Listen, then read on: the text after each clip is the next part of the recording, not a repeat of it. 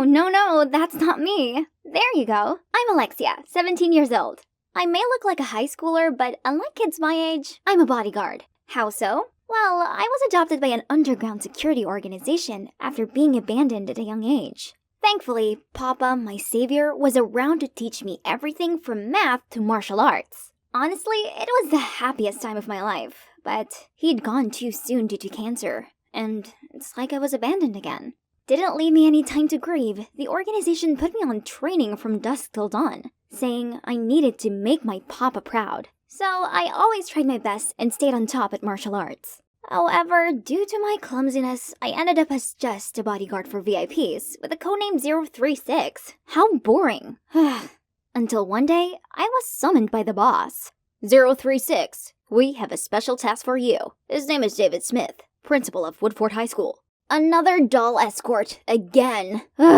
You will investigate Mr. Smith for a financial regulation violation by disguising as a new student at Woodford and collect everything related to him, his wife, and daughter. So be extremely careful. Is that clear? Yes, sir. Finally! Goodbye, boring bodyguard job! Time to prove myself. I'll make Papa proud, and to be honest, I'm also excited to experience the life of a high schooler. Now, I needed to do some shopping. Since I only have suits to wear on duty, I didn't know how to dress like a real student. Oh, wow. Look at all these dazzling clothes.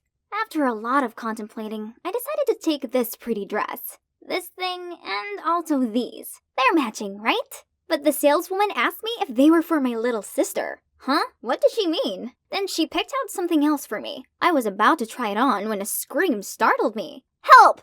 Thief! Help! Not a single day went by without trouble. I bolted in that direction and, aha! Not today, thief! Are you crazy? I'm not the thief. Let me go. Just then, I heard a thud and saw another man in blue being tackled to the ground by 2 security guards, while a woman snatched the bag out of his hands. Oops, I just caught the wrong guy. I immediately released him. Turned out he was chasing the thief too, but no matter how much I apologized, he kept rambling that I was a violent lunatic, and even suspected me of being an accomplice. This guy was unbelievable. He better wish he'd never see me again, else the next kick won't be a mistake. Today is my first day at school. My disguise was so good, even I couldn't recognize myself. There's no way I'd get caught. From now on, I'll go by the name Alexia. Much better than 036, isn't it? Wait, I know her. Bella Smith, one of my objects. Wow, the audacity of those girls to pick on their own principal's daughter. All right, Alexia's coming to your rescue. But not in my normal way. So, here comes a clumsy nerd who accidentally bumped into them, spilling coffee over them, buying time for the prey to run away. The mean girls let out horrified yelps, then yelled at me before running to the restroom. Then I turned to see Bella talking to a boy.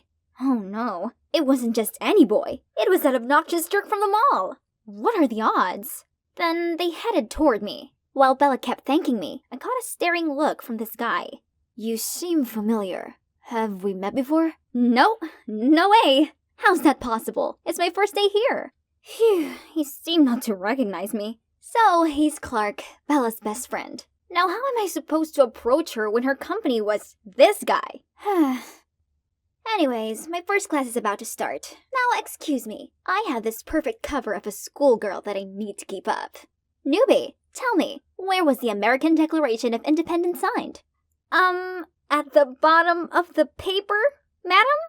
The whole class burst into laughter. How embarrassing! But how was I supposed to know? Papa didn't teach me this. Then suddenly I heard this alarming sound. Don't panic, I'll handle this. Follow me to the hallway. But no one did. Instead, they laughed even louder. I was still dumbfounded when a nice girl told me it's just an end-of-class bell. Oh, that's what it was. Finally, a break from all those exhausting lessons. Now let's check if the food is safe. Okay, pass. I was about to eat the carrot. Then the mean girls from earlier appeared. Yes, eat it. That'll help your poor eyesight. And this is for staining my dress. Then they strutted off. Ugh. In other places, those folks would have known the taste of my fist. Hey, Alexia. Alexia. So noisy. This place is like a beehive. Alexia. Oh wait, that's my new name. I turned around to see Bella. She wanted to join me for lunch. Here comes the chance. But nope, the tag-along Clark is also here. Jeez.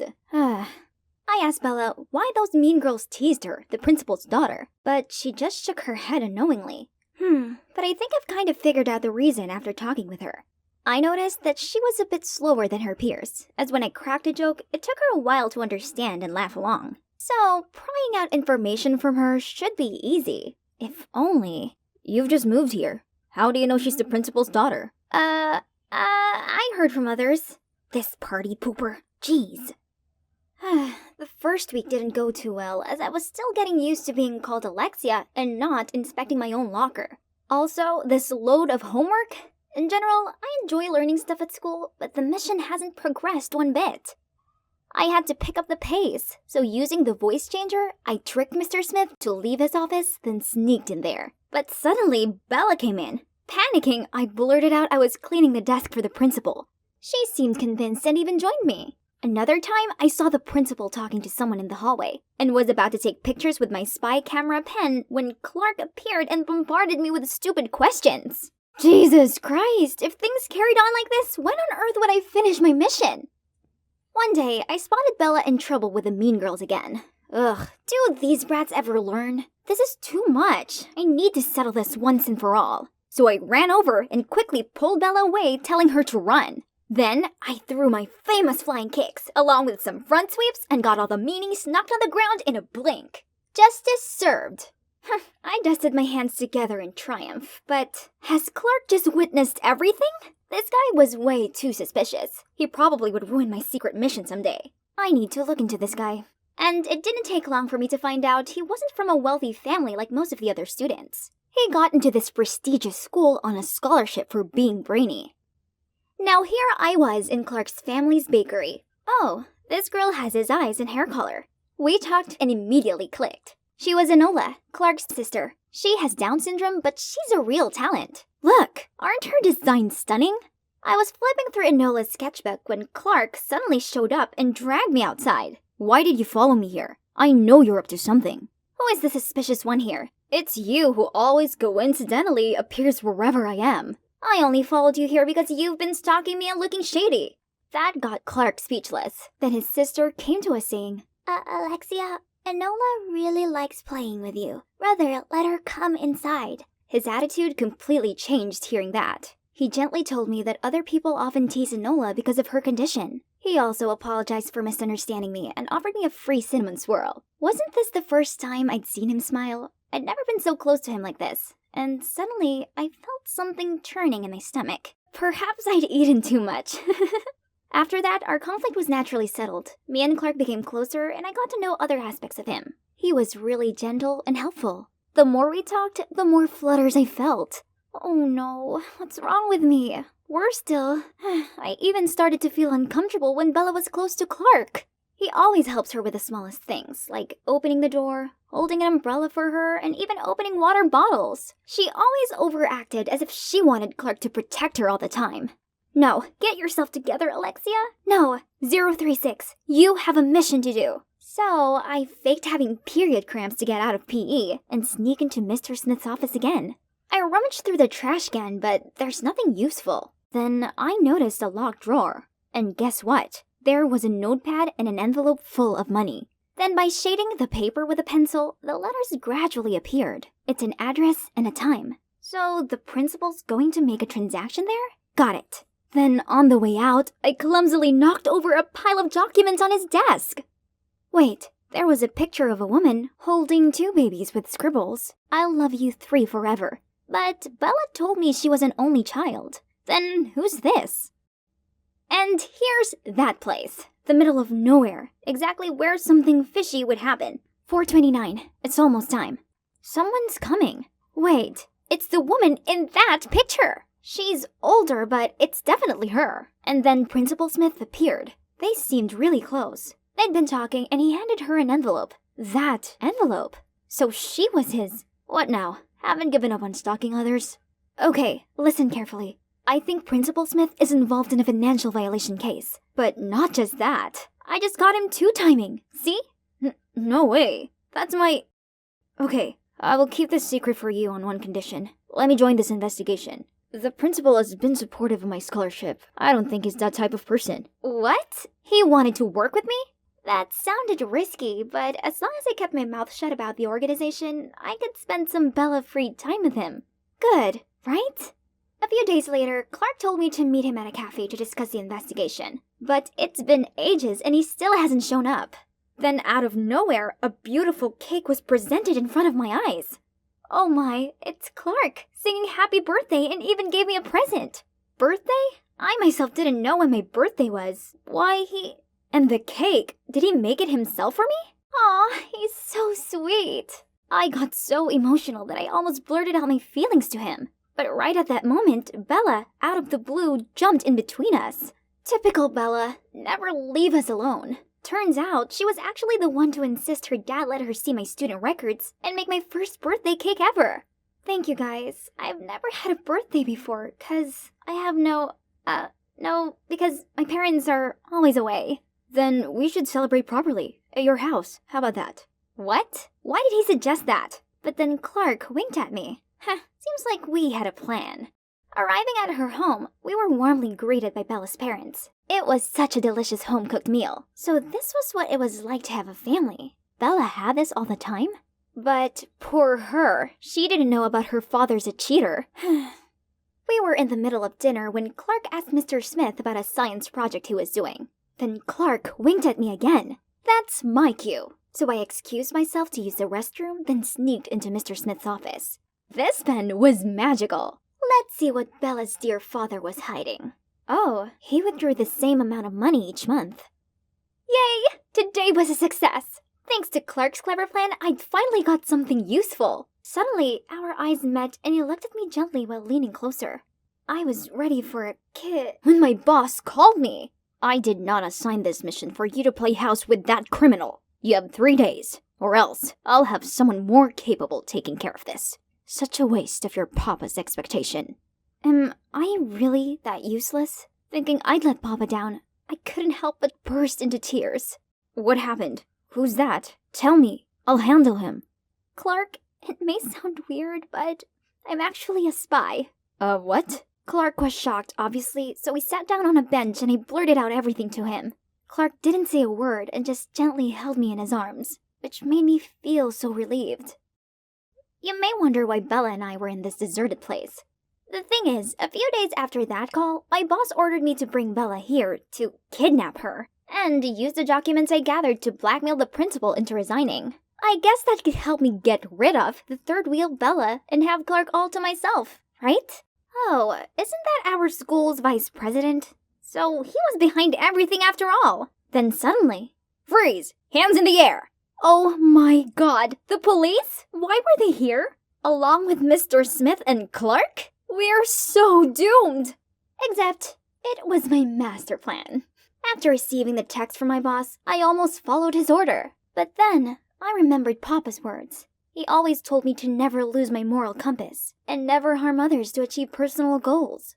Bella was a good person, and shouldn't be punished for whatever her father did. I couldn't betray my first friend like that. So I told Clark and we set up a plan to find out who was behind all this. And here we are.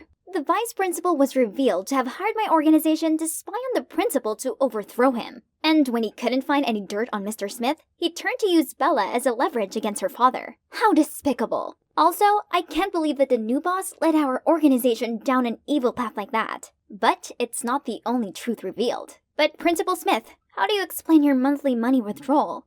I had a close friend who unfortunately passed away at a young age. He asked me to send his money to his illegitimate son and daughter, whom he'd kept a secret due to family pressure. So there's nothing more going on between you and my mom, right? Huh? What did his mother have to do with this? Turns out the woman he met up with the other day was Clark's mom. That means Clark and Enola were the kids in the picture? What a twist! In that case, thank you for taking care of my family all this time. How foolish of me to suspect you and Mom, and even investigate you. My apologies. You investigated him before? Yes. Actually, it's not a coincidence that I caught you spying on him. Sorry for keeping secrets, but I knew with your impulsive nature, you'd jump to conclusions and approach my mom. Huh? Impulsive? That's how he saw me? Then he knew me pretty well. Why is everything so confusing? Can you explain it to me? Did you befriend me just to investigate my dad? Bella, I'm so sorry for how things went down, but please believe me, our friendship is real. Fortunately, Bella was understanding, and we remained good friends. Oh, actually, good sisters, because the principal adopted me after I left the organization. And I still visit the bakery often to hang out with Enola. Enola is so lucky to have a brother who takes care of her. I wish I could have one. No, sorry, I can't do that. Why? Because I'll take care of you in a different way. I was walking down the hallway to see the infamous dude standing there, doing his old trick to pick on some shy student. Get that filthy hand off him now! Then I grabbed him and threw him away like a piece of paper. Ah, that's better.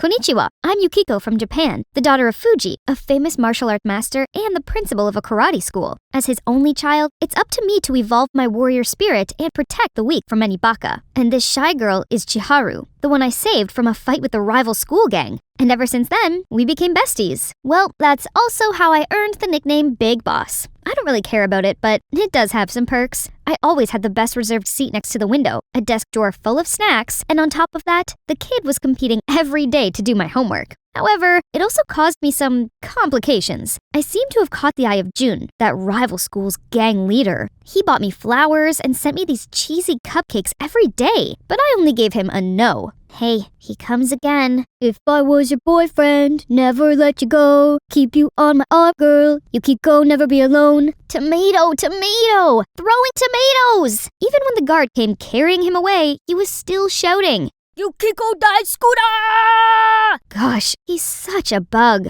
Later, I came into the classroom and found everyone was going cuckoo over something. How noisy! That's the new student. He's just so handsome. As if you could tell someone's handsome from the back. But when he turned around, my eyes almost bulged from their sockets. It's Akira. Back when we were little, I adored Akira from the moment I first saw him. To me, he was even cuter than my favorite Mochi Shiba plushie. So I followed him everywhere and gave him all the candies I had. But he didn't like it that much.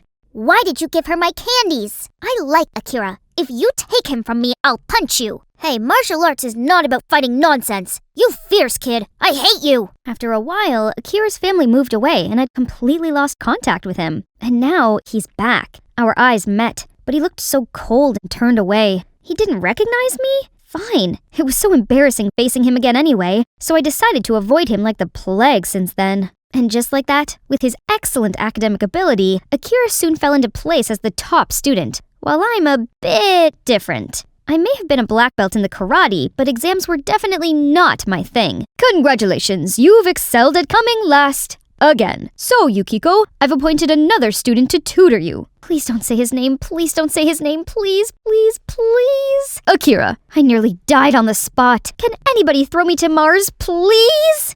Man, it's super awkward. I kept looking at the ground when he blurted out, Hi, Yukiko. Long time no see. So, he does remember me? During the lesson, I couldn't focus, and my body was heating up. I kept my mouth shut while he was immersed in his lecture. If there's anything you don't understand, feel free to ask. I plucked up my courage and said, Why didn't you like me when we were kids? You're still acting like before. I'm trying to teach you, but your head's stuck in the clouds. Focus. He didn't say he hated me, did he? My heart fluttered again. Guess I'd have to try harder to get his attention then. But things didn't exactly go as planned. During the lessons with Akira, my phone rang constantly with calls and messages. Seemed like my goons were in trouble and they needed my help. I tried my best to ignore it, but finally gave in. I've got something to do. I'll be right back.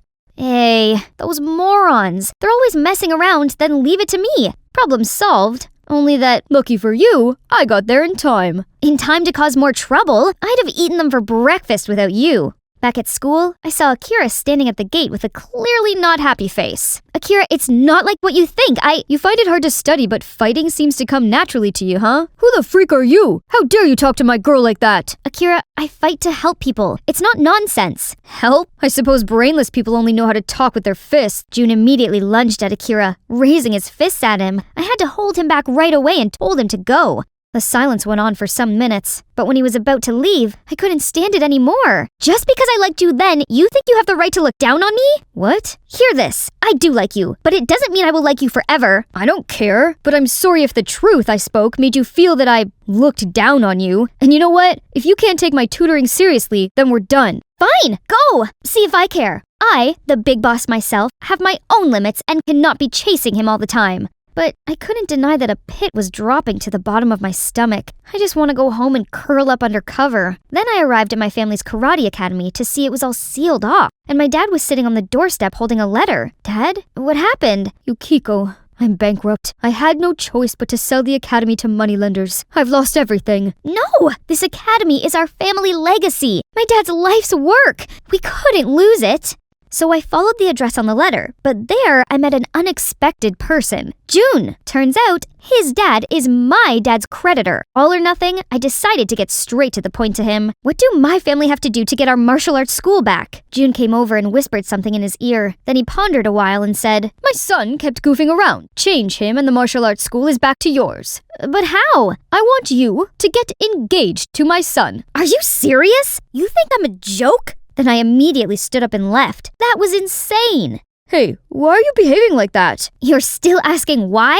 It's down to that dude, isn't it? He's just some preppy know-it-all who doesn't even like you. You know nothing. He also likes me, I think. Is that so? Then prove it. Make Akira fall in love with you within 2 weeks, and I'll convince my father to extend the deadline by 3 months. Fail, and we get engaged. I'm the one who is always by your side. No way I agree with your stupid deal. Go ahead, refuse. The martial arts school will be permanently closed tomorrow. Wait, okay, I'm in. Lucky enough, I had Chiharu, the love guru, to help me cook up the perfect Get Akira scheme, though she'd been single, like, forever. Firstly, I told my gang that Akira'd soon to be my BF, and also their boss, so he deserved a special treat. Wherever he went, other students bowed 90 degrees to greet him. They tended to his every need, carried his bag, and were always at his service. But he seemed not so comfortable about this. Ask your goons to stop their nonsense. Okay, as long as you agree to my conditions. What? Tutor me again. Oh, and have lunch together. And walk to and from school? I can't. Okay then, guys. Fine. Secondly, you needed to find out what Akira liked, but he'll refuse to answer my questions for sure. My fake council survey will answer that. Then she handed out the paper to the whole class. My goofy Chiharu did get it done this time. Okay, according to a philosopher, the way to a man's heart is through his stomach. Akira's most favorite food is beef, so I rummaged through all the local supermarkets to find A5 Wagyu beef and prepared this perfect meal for him. Akira, eat this. Oh, thank you, Cream Puff. How come you know I like beef? How did you get in here? I know you miss me, so I come to visit. Before I could say anything, Akira shook his head and walked off. Okay, the first step is always the hardest. Next, seeing that Akira liked horror movies, I lied to him that Chiharu stood me up, so I had an extra ticket. It's insidious. How could he refuse? But as soon as we sat down, a familiar face caught my attention. June? Stop messing with me, you child! Eh? I'm a horror fan, just like you. We're sure a match made in heaven. I tried to ignore him and focus on my plan. This was the third time I watched this, so I knew exactly when there'd be a jump scare. It's time. I pasted a whining look on my face and was about to lean on Akira when June suddenly screamed his lungs out and jumped at me. It was not until he fell asleep that we had a bit of privacy, but from then till we left, Akira didn't speak a word and even asked to leave early. That's not okay. If things kept going this way, the whole plan would definitely fail, and it means I'd have to get engaged to June. No! The next day, I wasn't in the mood for dealing with my friends, so I lingered back in the classroom and read through Akira's notes. Oh, what's this? So, he does care about me. I can see one ray of hope. Akira, I want to improve my studies. Help me? Oh, okay.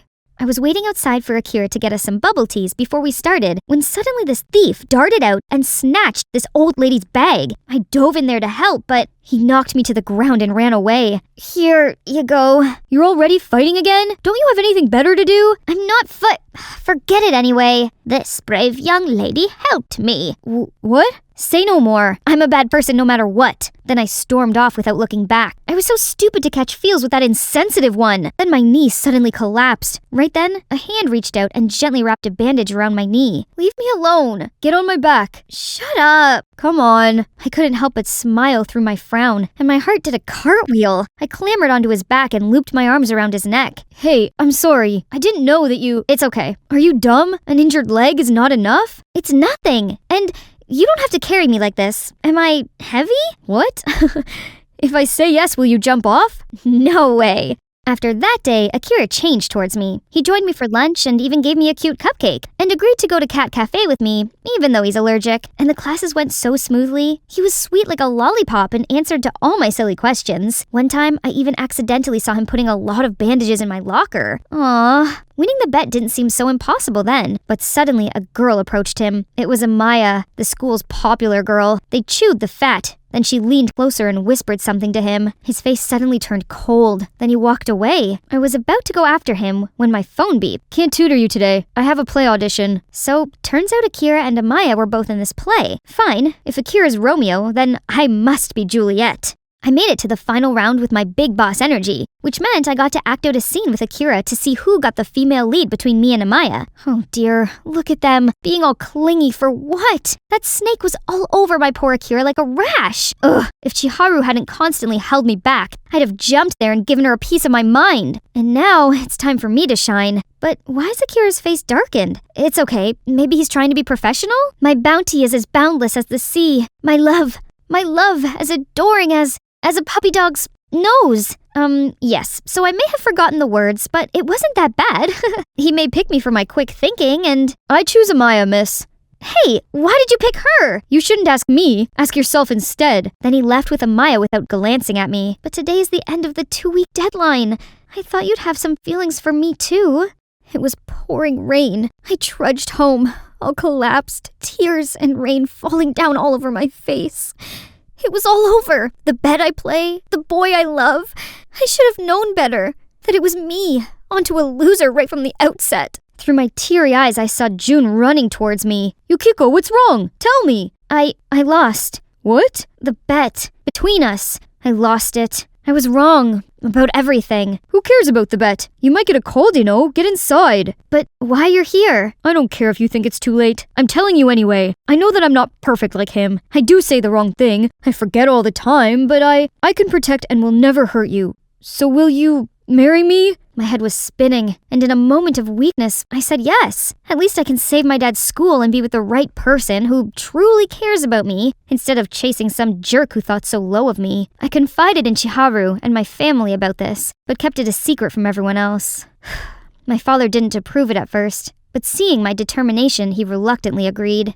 It was our fitting day. I was with June discussing our wedding, but he seemed distracted and kept checking his phone. Then he said he had to take a call and hurried out. Sensing something was up, I followed him. Huh? Why is he talking to Amaya? You have to thank me for your new fiancé. I told Akira about your bet. Excellent job, as promised. It's not about the money. It's about making Akira mine. I don't get why both you and my beautiful Yukiko like that dude so much. Anyway, Yukiko's waiting for me. Gotta go. I couldn't believe what was in front of me. What the heck are you doing here? So it's you who made up everything the whole time?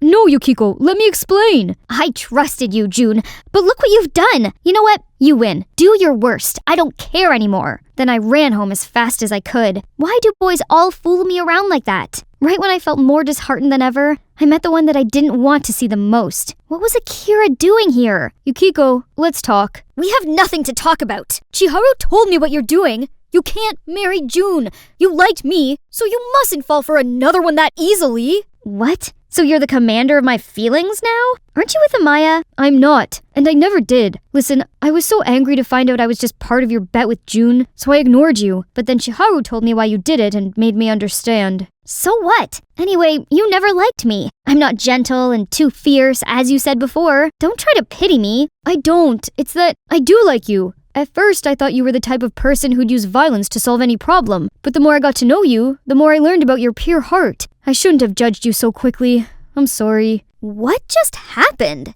I might be dreaming? But no, Akira, my 7-year crush, just confessed his love with me. So, Akira and I got together. June was furious about it, but he kept his word, and now my dad has 3 months to pay off his debt. I'm helping him out by teaching karate classes to earn money, something I really enjoy. Everything was great. Too great, until... Yukiko, I gotta tell you something. I have to go abroad to study. I'll leave tomorrow. What? I don't understand. Why so sudden? I prepared for it months ago, but I couldn't tell you. I didn't want to make you sad. Will you wait for me? Of course not. I may get bored and start liking another by that time. It's time. I stood still watching the train pass by until I noticed Akira's melancholy smile. I liked you 7 years ago, and now I still do. So of course I can wait for you. Come back soon, Akira. I stood in front of this shabby cottage, trying to calm myself, and went inside. One step in, and the door snapped shut. I freaked out and banged on the door. Let me out! Let me out! But only ghastly laughter resounded. Just then, I could feel someone coming close to me. I turned around and was terrified by what I saw.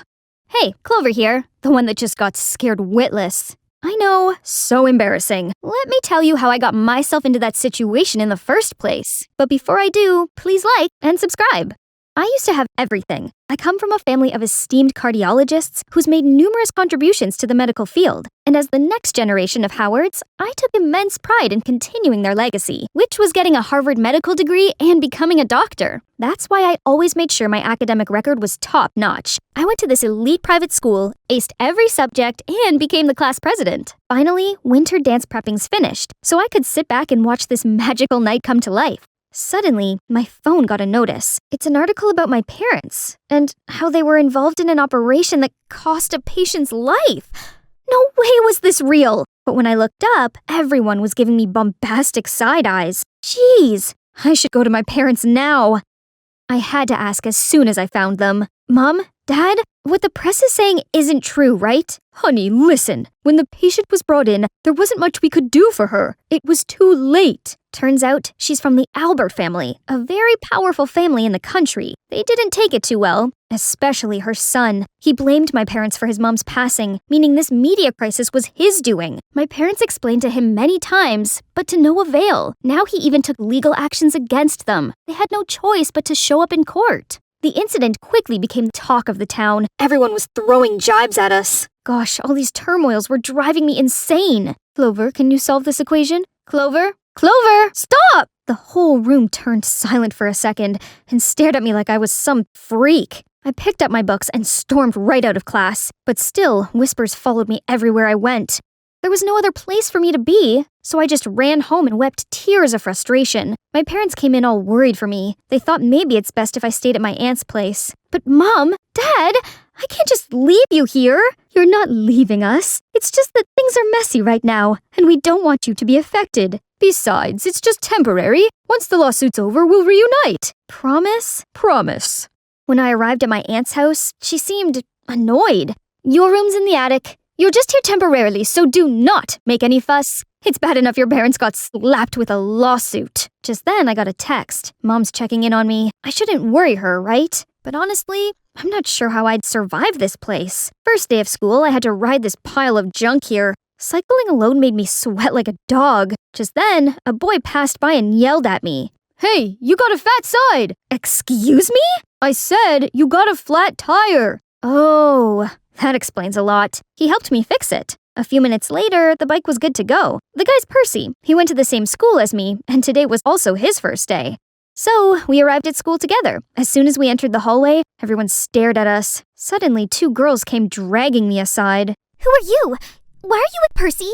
You're not his girlfriend, right? Jeez, I met him 10 minutes ago. I don't even know who he is. OMG, you live under a rock or something? He's Percy Albert, the sole heir of the powerful Albert family. That name. Could it be a coincidence? The son that insisted on suing my parents went to the same school as me? Hold on, Clover. This could be your chance to manipulate him into withdrawing the lawsuit. And boom! Things could go back the way they were. Let's see. I could make him fall for me. People would do anything for love, right? Lucky me, Percy and I were in the same biology class where we worked in pairs. The two girls from before, Holly and Jody, started fighting to be his lab partner. Meanwhile, he straight up asked me. Well, not a finger lifted and the prey was already in my trap. That night, I went on his social media account and found out he often golfed at Rolling Greens. I could be a caddy, just had to apply for the position.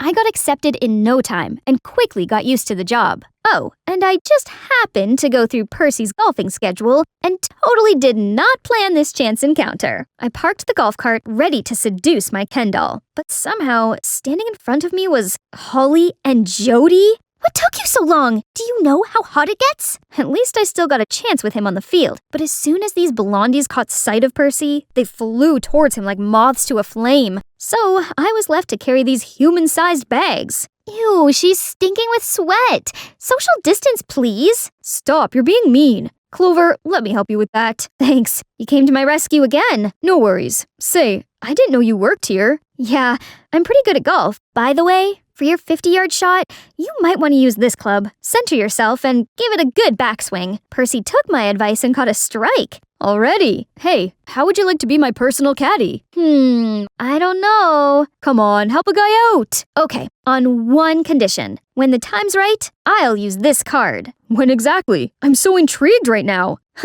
You just wait. From then on, we always stick together golfing and hiding from Holly and Jody. Hey, are you free this Saturday? Since you helped me out and everything, I, want to repay you. Yes, my plan worked. I was so happy I could jump up and scream. But that only happened inside my head. I still gotta play it cool. Only if it's a date. Saturday came and we took a trolley downtown to watch the streets in the fall. Look at how pretty the golden leaves are. We then stopped at this carnival, and I gotta admit, Percy seemed genuinely sweet. He protected me from the rushing crowd, held my hand when I was petrified on the Ferris wheel. His caring gestures had my heart racing a bit, and also wondered, how could this guy resent my parents that much? As the last ray of sunlight disappeared, the carnival lit up, and Percy's eyes suddenly looked so dreamy. Snap out of it, Clover! You're supposed to make him fall for you, not the other way around. The ride ended, and I immediately went to get some refreshments to calm myself down. But holy cow, I couldn't find my wallet anywhere. What do I do? Excuse me, I'll pay for her. How much is it? Thank you so much.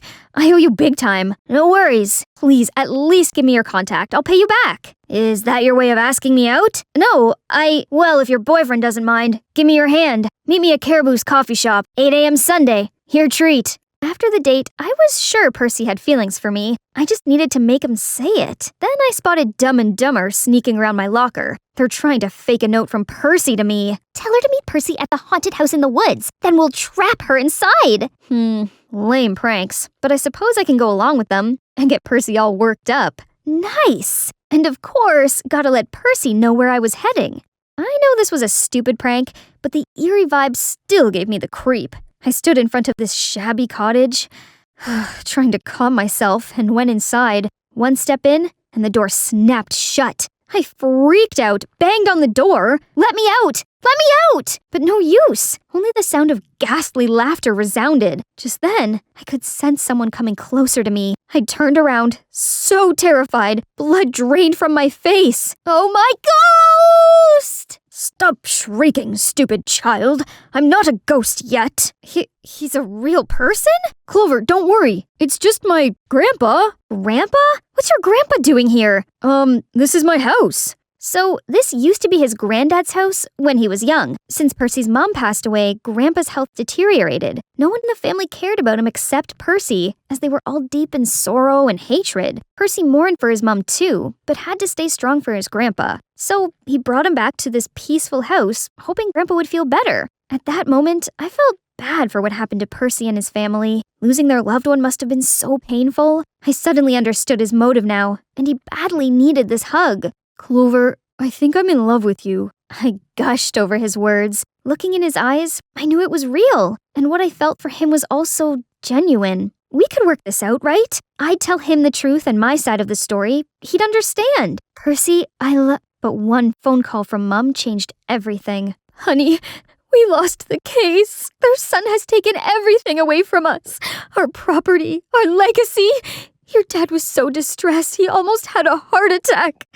Hearing Mom's words, tears started streaming down my cheeks. What was I thinking? How could we possibly be together? After that, I avoided Percy completely. I also decided to move out of my aunt's and find a new place. And guess who hooked me up? It's Hunter, the guy I met at the carnival. We did end up going on a coffee date. He seemed cool and knew his way around town. So I asked if he knew a place that me and my parents could stay, as they'd move here soon. Look at this! Pretty cozy, huh? Hunter was nice enough to help me move. Just then, there's a knock on the door. I opened it to see Percy. He got so worried and went looking for me. But once he saw Hunter, he was dumbstruck. Didn't expect you'd find this place so fast, brother. Wait, you two are brothers? Sadly, yes. And we're supposed to mourn for our late mother. Yet here he is playing lovebirds. With you. If losing Mum isn't that big of a deal for him, let's see how he'd like losing you. Don't you dare touch her. Or what? You'll punch me? You Alberts are the worst. Was ruining my family not enough? What are you talking about? I'm Clover Howard. My parents were the doctors who tried to save your mom, but got punished for that.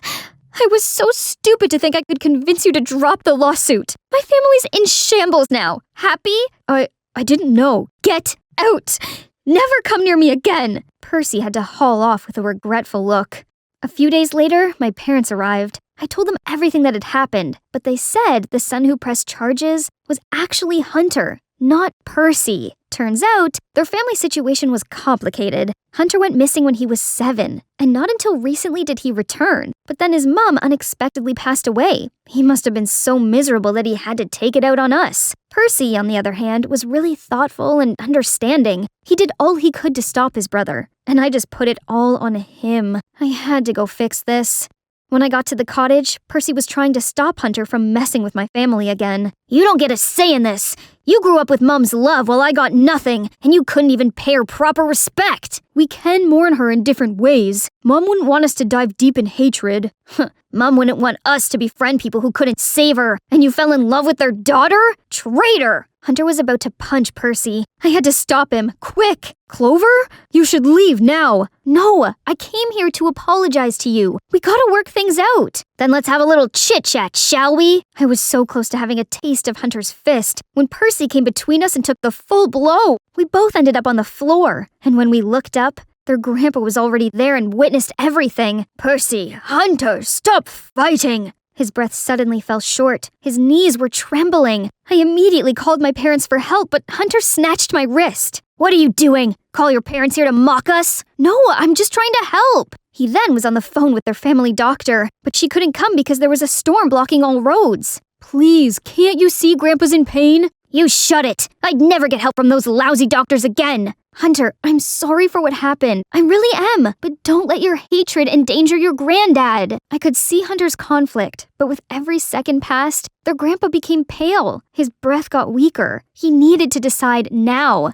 Please, save him! I immediately called my parents. Minutes later, they arrived and gave him first aid right away. Luckily, Grandpa reacted positively to the medication and gradually recovered. Hunter then broke down in tears. I can't believe I almost put Grandpa in danger just because of my blind hatred. And you didn't think twice about helping. I'm so sorry, everyone. Clover, Mr. and Mrs. Howard, I promise I'll make this right.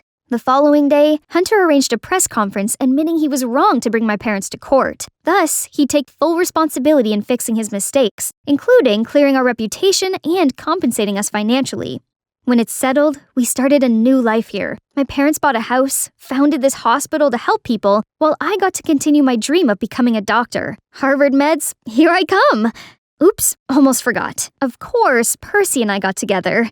You didn't think we went through all that, and I never admitted my feelings, did you? I'd been holding it back for what felt like forever. Now, I get to have my happy ending. Augustine and I almost took down this fake Roblox plushie smuggling empire when the gang leader suddenly turned vigilant and ordered his members to armlock us. Pablo, you got it all wrong. We're here to make a business deal. You don't fool me, you sneaky little rats. Think you can catch me? I am invincible! Mwahahaha! Suddenly, there was a knock on the door. Pizza's here. Please take your order. Did any of you morons order pizza? Sorry, boss. I did. I was starving. Please could I have a bite quickly before executing these snakes?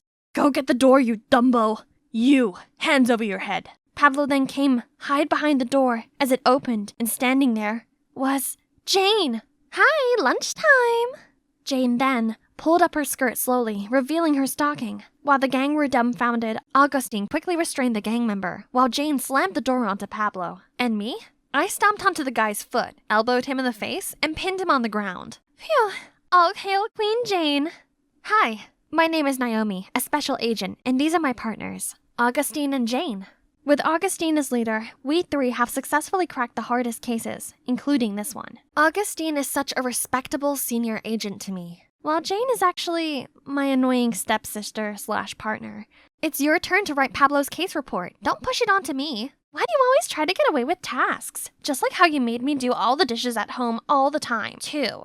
Team, we got a new case. Amy, straight A student. Lawrence High's representative to the upcoming United Nations event. Missing since Monday. Urgent request from parents and the school to bring the subject back safely. Suspect number 1, Shirley, direct competitor for the school representative title. A mean girl in disguise. So, starting tomorrow, we'll be students at Lauren High to investigate it. Can I join the girl posse and befriend Shirley? Nothing helps spilling the tea easier than blending in with the gossip girls. Okay, but we also got Diane, Amy's stepsister. Quiet and shy. Parents are freaking out and asking her to be watched 24/7 too. Jane, what do you think? I can approach Diane and keep an eye on her. Great. Remember, team, do not act by yourself under any circumstance. Lawrence High, I'm coming for you. On the first day of school with my excellent disguise, I confidently strode to the classroom. My mean girl covers quickly got everyone's attention, including this guy. Hey, cutie. Let me show you around, and you could show me the way to your heart. Marco, Lawrence High's jock with a notoriously long list of ex-girlfriends.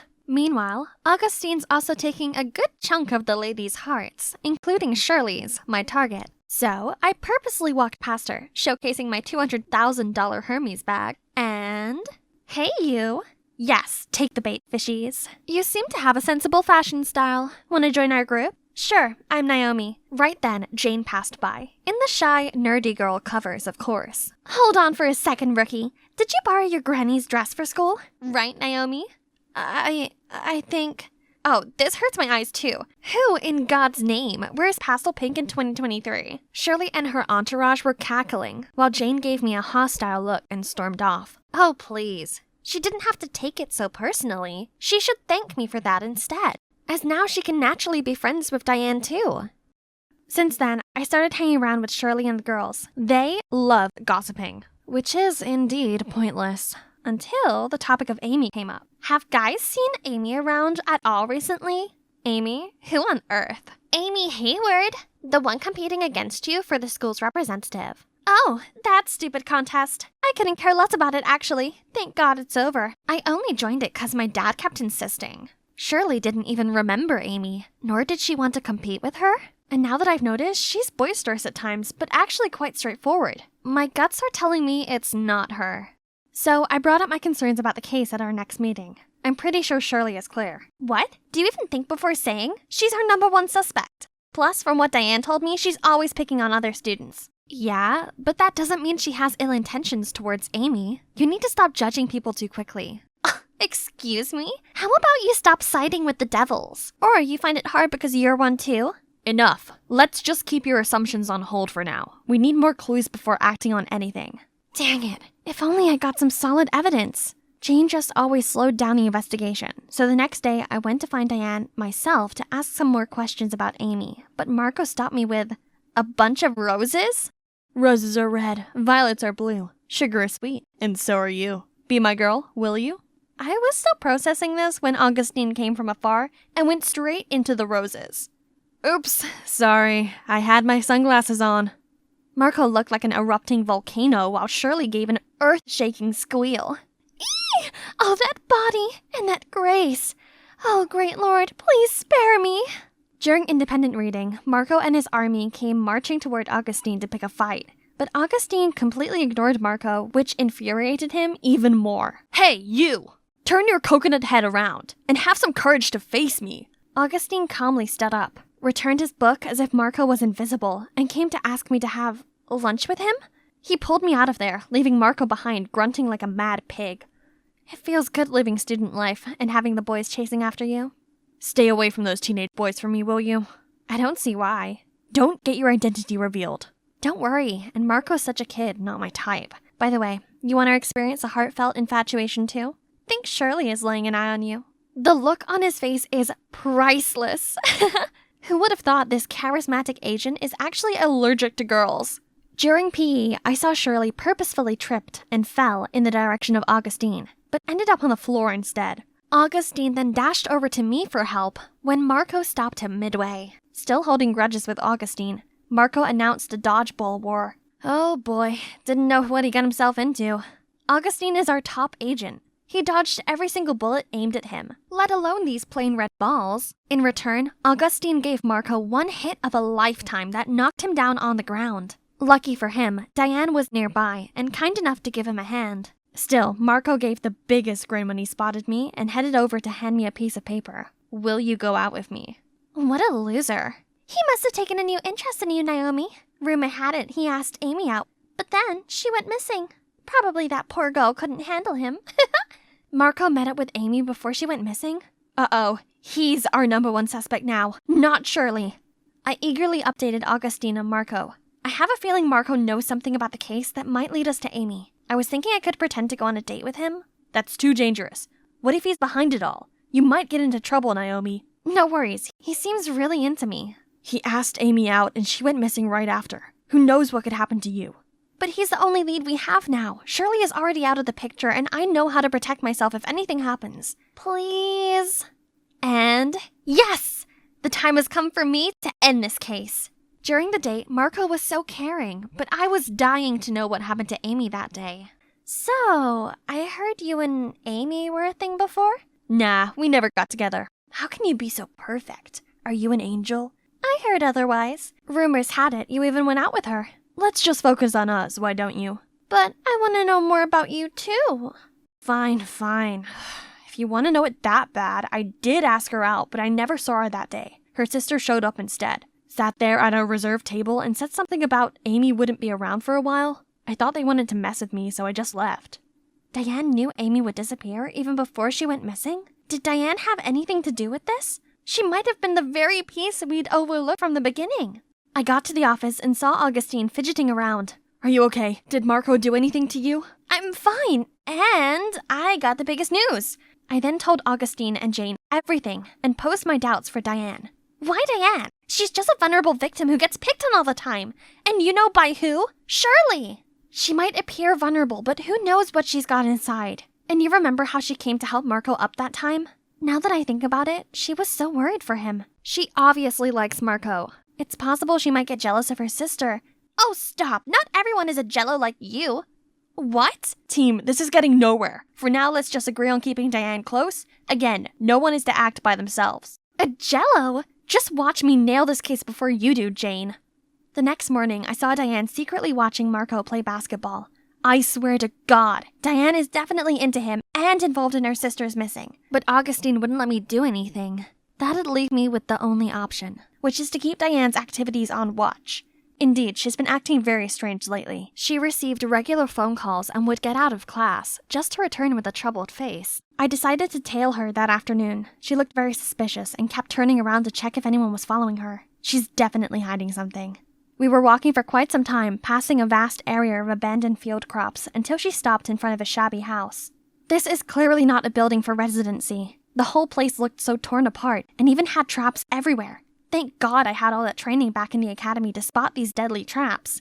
Suddenly, I saw a flashing shadow sprinting right across the room. I quickly followed and saw a door leading to the dark basement. Diane, or whoever was staying here, is not going to be simple to deal with. Oh no, it's a trap! If you dare move an inch, you're done. Now tell me, who are you? Are you from the Dixie Mafia trying to get back at me? Mafia? No, you got it wrong. I came to check on the electricity for this building. Please calm down. She's lying again, Mr. Gordon. I knew she was up to no good. Speak now if you want to stay intact. Oh, no. I should have listened to Augustine and not let my stupid adrenaline take over. Is this the end of my mission? The end of my life? Suddenly, there was a loud banging sound. FBI! Don't you dare touch her! It's Augustine! FBI? What? No, what's happening? Are you not from the gang? Jane was there for me too. She quickly took the bomb remote and turned it off. Fake bomb, are you kidding? I quickly got out of the trap safely. Special Agent Naomi Cooper, where are you hiding Amy? No, you got it all wrong. Mr. Gordon's Amy's biological father. How can he hurt her? I looked at Augustine and Jane, who were as shocked as I was. Mr. Gordon used to work for the gang, but he turned his life around. That's why he thought you were the old gang coming at him for revenge. Not long ago, he contracted a serious illness that needs a kidney transplant, and Amy is the only relative he's got left. You're telling me Amy agreed to give him a kidney? Then why are you here in the dark? Why hide? Because Amy's mom hated me and forbade me from seeing her, let alone giving me a whole kidney. But Amy is my daughter with a golden heart. Even though I didn't want to, she insisted on giving me a kidney so I could live on. If Mom knew about it, she would never agree. That's why Amy had to run away to have the transplant done with Mr. Gordon. Where is she now? resting in that room. Don't worry, Mr. Gordon has been taking well care of her. Meanwhile, I helped bring them food and necessities. I quickly kicked the door open and saw Amy lying on the bed. What was all the commotion, Diane? Did you bring Dad some squash? Augustine, Jane, and I saw it through now. We all got it wrong this whole time. The next day, we went to find Amy's mother and had a talk with her. She was shocked at first, but after knowing everything, she realized how wrong it was to separate father and daughter. She was so touched by her daughter's precious heart and agreed to let Amy come visit Mr. Gordon from now on. Looking at the sisters makes me think about my own sis. I'm sorry. We gave each other a tight hug. We are sisters too in the end. Well, case closed. Let's go for some grand celebration, shall we? Actually, I have a date now. Why don't you take Naomi with you? Then she just left us there. Cheeky Jane. I'm so relieved you're okay, Naomi. 'Cause if anything happens to you... Yeah, Augustine? If anything happens, I would die for you. You are watching the incredible Berries Blue. I'm Sonia, the super talented lead vocalist, and that guy over there rocking the guitar is Eric, my boyfriend. He's also our composer and backing vocalist. Yep, my man's good at everything, just like me.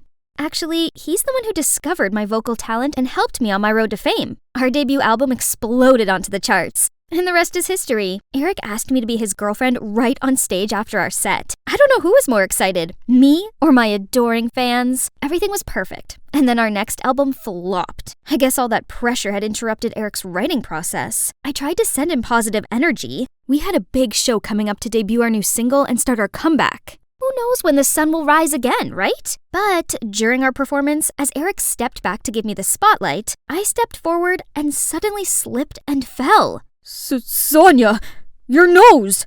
It's crooked! I was rushed into surgery, but my nose looked like a lightning bolt. I can't look like this. I must be beautiful. You'll always be the cutest girl to me. No need to worry. We can still fix it. But right after that, the photo of my busted nose hit the headlines. I got ridiculed for praising natural beauty and then getting plastic surgery. What vultures! I had to upload the video of me slipping to end these rumors, but they claimed I did it on purpose to get attention. What on earth? We thought all that drama was finally over, but no. Right when my nose healed, my chubby, pre-puberty secondary school photo appeared all over the internet, which sparked rumors about me having my whole body reconstructed. Some anonymous posts even made up that I was hot-tempered and snooty to band crew and waiting staff. I mean, maybe I could be a bit abrupt, but I was famous, so I was allowed to get what I wanted. Then, Let's Cancel Sonia began to circulate. Do these tragic people have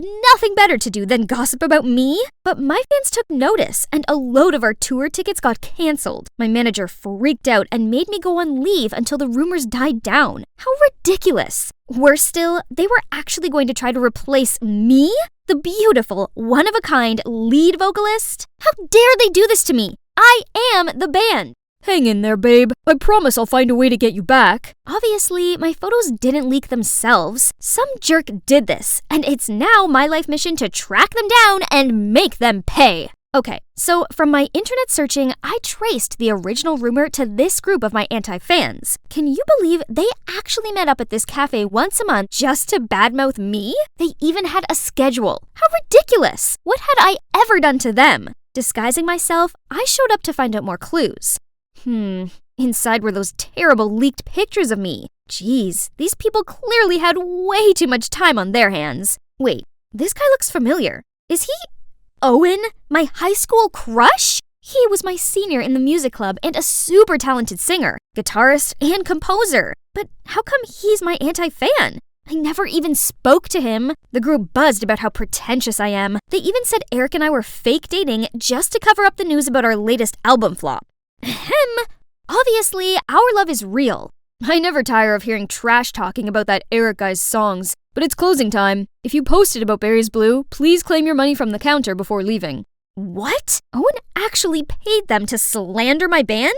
Why was he so intent on ruining my career? Did he have a personal vendetta against me? I just had to find my own way to figure all this out. Making myself one of them should do it. I immediately called to apply for the job. And I got it. Showtime!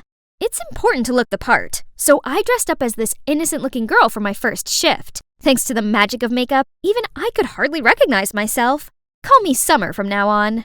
After the introduction, Owen immediately gave me tons of work. I had to do the heavy lifting and stinky, dirty work. I was a pampered star, not a grunt. Ugh, he's such an exploitive boss. I must have been crazy to have ever crushed on him. In the evening, the anti-fan group showed up again, followed by a familiar face. It's Rena? Owen's little sister. Back in high school, she was quite arrogant. It seemed like nothing had changed. Did you know that Sonia was such a weirdo in high school? Now that she's famous, she's acting like she's above everyone else. Stop right there, carrot hair. What's your name? I'm Summer? So, Summer, here we've got a special requirement for every newbie. You have to pass the anti-fan test. Tell us, what do you think's the most irritating thing about Sonia? Ugh, now I have to defame myself? Actually, I was Sonia's childhood friend. Well, just a neighbor. She was the worst kid in the neighborhood. What did Sonia look like when she was young? And how was her personality? She was chubby and cruel to other kids. She threw bugs at them and never shared her toys. Take notes, guys. Remember to cite the source as Sonia's close neighbor. You can get some bonus, too, for contributing useful information like this. Was Rena also involved in this, along with her brother? When Rena left, the other anti-fans, Caleb, Violet, and June, still didn't leave, but turned to the stage and started tuning the instruments? What? They'd composed a whole song to mock me, not only about my surgery rumors, but also that I was a vain, hot-tempered, competitive, talentless, disrespectful, and never used my abundant money to help others. Their music was good, but the insolence killed their skills. I'm curious, why do people hate Sonia that much? She's rude and her music sucks. Yeah, her natural voice is good, but it doesn't have any emotions. She probably doesn't know anything about love, and doesn't have any friends either. Those comments from the anti-fans got me thinking. I suppose I do find it hard to open up to people, and I can be a bit hot-headed sometimes, but am I really that unlikable? Not the nose again, please! Huh? Owen? First you break the cups, now you're wasting sugar. Sugar? Seriously? Aren't you even going to ask if I'm hurt? If I leave here with just a scratch, this place will be finished, you know. This place was fine until you showed up. At least, Summer, you should learn how to apologize and thank. Suddenly, the anti-fans' words echoed in my head. As Summer, Owen still saw how much of a diva I was. That means, as Sonia, I must have been so despicable. I'm sorry. I should have thanked you for helping me. That's okay. I'm glad you're not hurt. Don't forget Rena's reward at the counter. Take it before you go.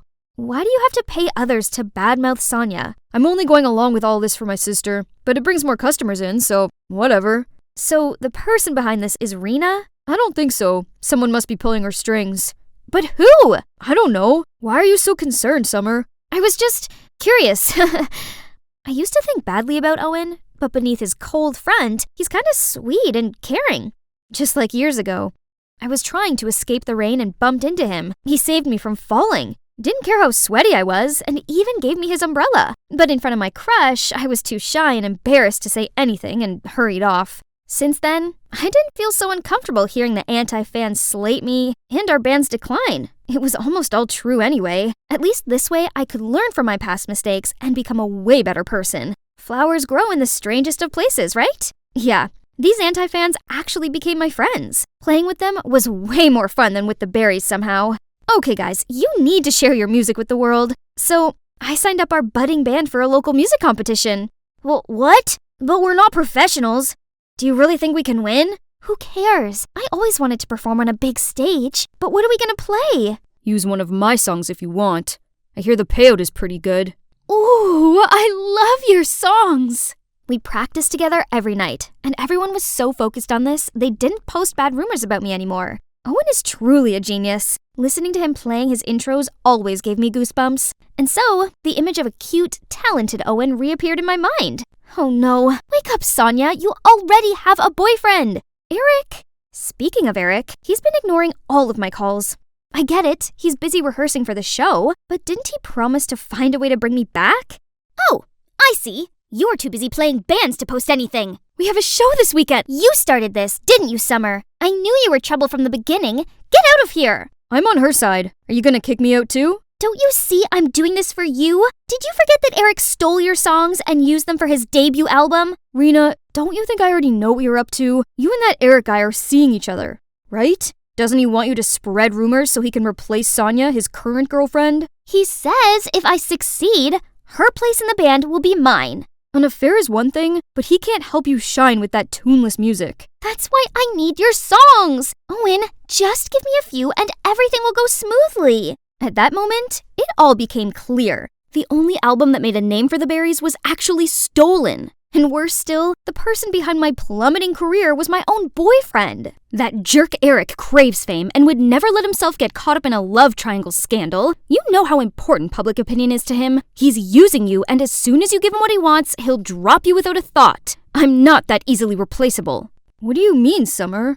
I'm sorry for lying about who I really am, but not everything is fake. I wish you could feel it. Pass my words to him. I'm out. And you, Rena? That jerk doesn't deserve any of our love or trust. Even if I didn't want to go back to being the famous Sonia, I couldn't continue to be the carefree Summer either. I didn't realize they were there. They must have heard everything. You're Sonia, not Summer? All this time? You lied to us! I'm sorry. I didn't mean to hurt you or trick you. Your words made me want to change myself for the better, and your music taught and inspired me a lot. Caleb, Violet, June, I just want to be friends with you. Who wants to be your friend, you liar? I may have found out the truth about myself and Eric, but now I've lost my career, my friends, my boss, everything. I made such a mess of everything, and I didn't know how to fix it. I don't deserve to be Sonia, or even Summer. It must be a delivery guy. I barely had the energy to get up and open the door. Standing in front of me was... Owen? Did he come all the way here just to see me? Sonia, I've been thinking a lot about your band and Eric, and I realized that this isn't your fault. You can't let Eric win. You're too talented for that. If you show everyone your true self, I just know they'll love you. Actually, there's one thing I want to confess to you. I used to have a crush on you in high school, but you probably didn't even know I existed. Really? That's so dumb. What do you mean? Actually, at that time I liked you too. You were so cute and shy with that beautiful voice. But when I came closer to talk to you, you just ran away. If I had been more confident and braver, maybe we could have become something different. What about now? I mean, do you still want to sing my song? It'll be an honor. Your song is always special. Owen pulled me to the competition and tenderly strapped the bass on for me. Going out there without the rest of the band seemed terrifying, but we couldn't give up. Owen was about to lead me on stage when Rena rushed over to us and grabbed my arm. Sonia, I messed up. It's true that Eric was using me, and I had been so blind to trust him that much. I've corrected the misinformation about you. I was hugging her when the rest of the anti-fans appeared. I apologized to them how I was now a better version of myself because of them. Turns out we really like Summer, so we forgive you. Now we're ready to rock the night. You can't sing with them, Sonia. That song is supposed to be the theme song in our next album. Eric, it's Owen's song, not yours. And didn't Rena tell you that I no longer give a damn about your band? I did. Seems he wasn't listening. We've published your dirty plan all over the forums, so everyone can see what a jerk you are. No, you have to come with me. Tell them you made it all up. Leave her alone. I won't let you take anything from me again. My song or my girl. She's our friend now, so excuse us. We need to get on stage and perform our song. I can't believe I'm back on stage again. Only this time, it's so much better. My bandmates are awesome. The song is amazing, and the crowd is going wild. I saw Eric shamefully disappear through the crowd. Tough luck. That's what being a big slimy liar gets you.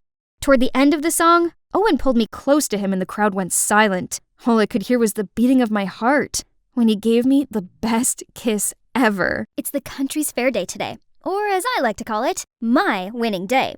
See that huge plushie over there? It's about to become mine. Ready, set, and yes! Bullseye! I excitedly took the bear when it suddenly got yanked away by this crazy bull. Hey, I won that bear fair and square! But I saw it first. Now hand it over, Hobbit. Hobbit? I yanked the bear from him, but it ended up ripping in half. His girlfriend burst into tears, and now I'm like a red rag to him. He rushed towards me, and before I could even think straight, my fist took over.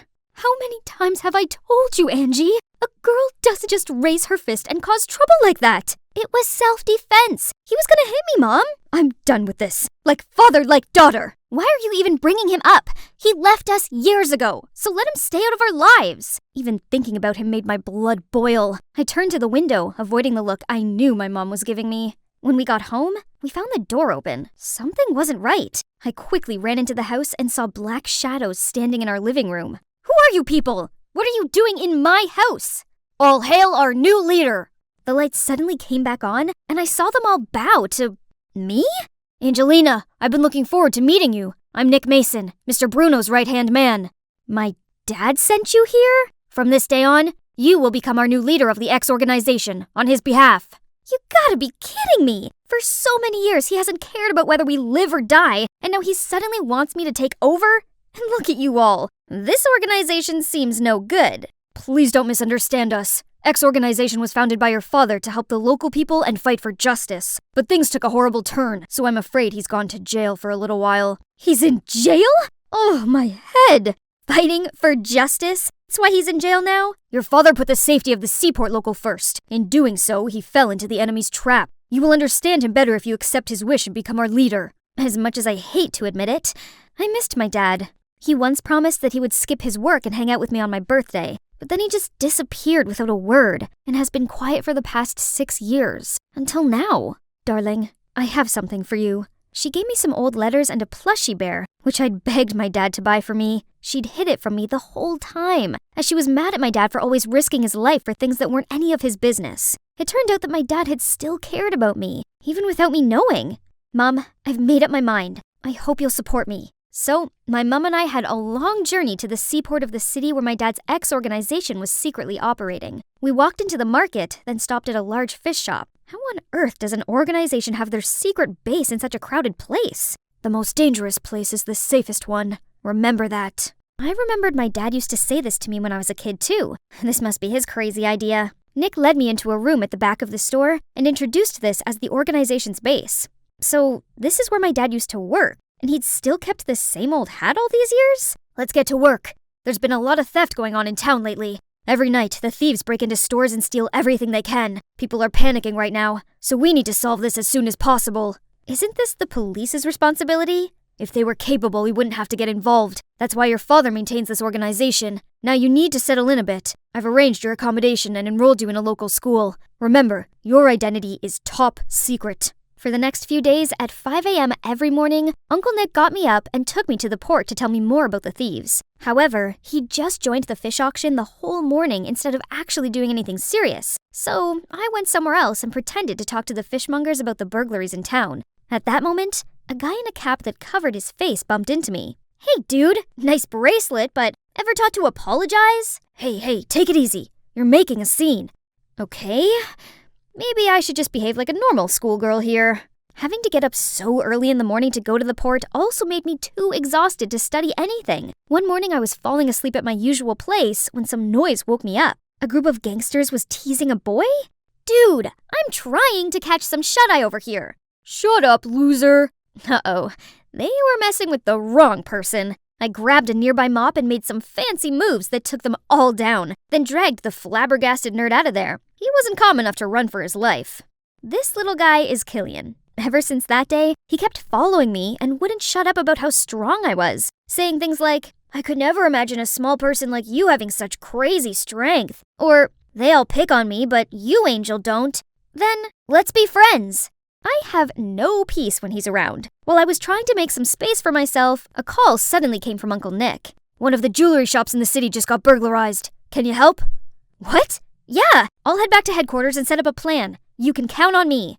I then hung up, and that's when I heard a ball hitting the floor. I turned around, and there was Killian, standing behind me, shocked to the core. He'd obviously heard the whole conversation. If you utter a word of this to anyone, you'll not wake to see another day. Do you hear me? I can help you.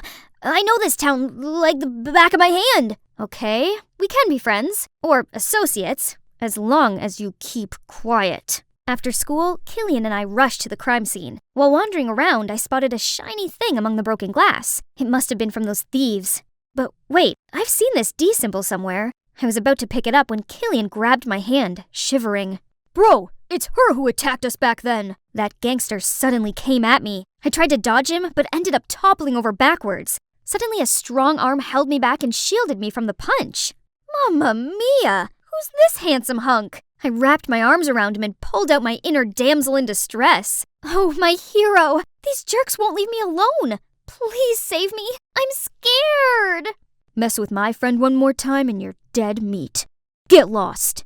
He turned to me, making sure I was okay, then parted way. Through Killian, I found out his name is Frank, a senior at our school, and he's known for his cold and reserved demeanor. Definitely my type of guy.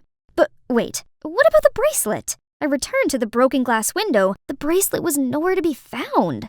At school, all students were constantly talking about these recent burglaries. Everyone was worried about who would be the next victim. When will all this nonsense stop? I wonder who their next target will be. Don't you see? The recent victims were all the big shots in town, and the crimes were all on the days the police weren't out patrolling. So then, Graham's jewelry shop and Holden's boutique store could potentially be their next target? That makes sense.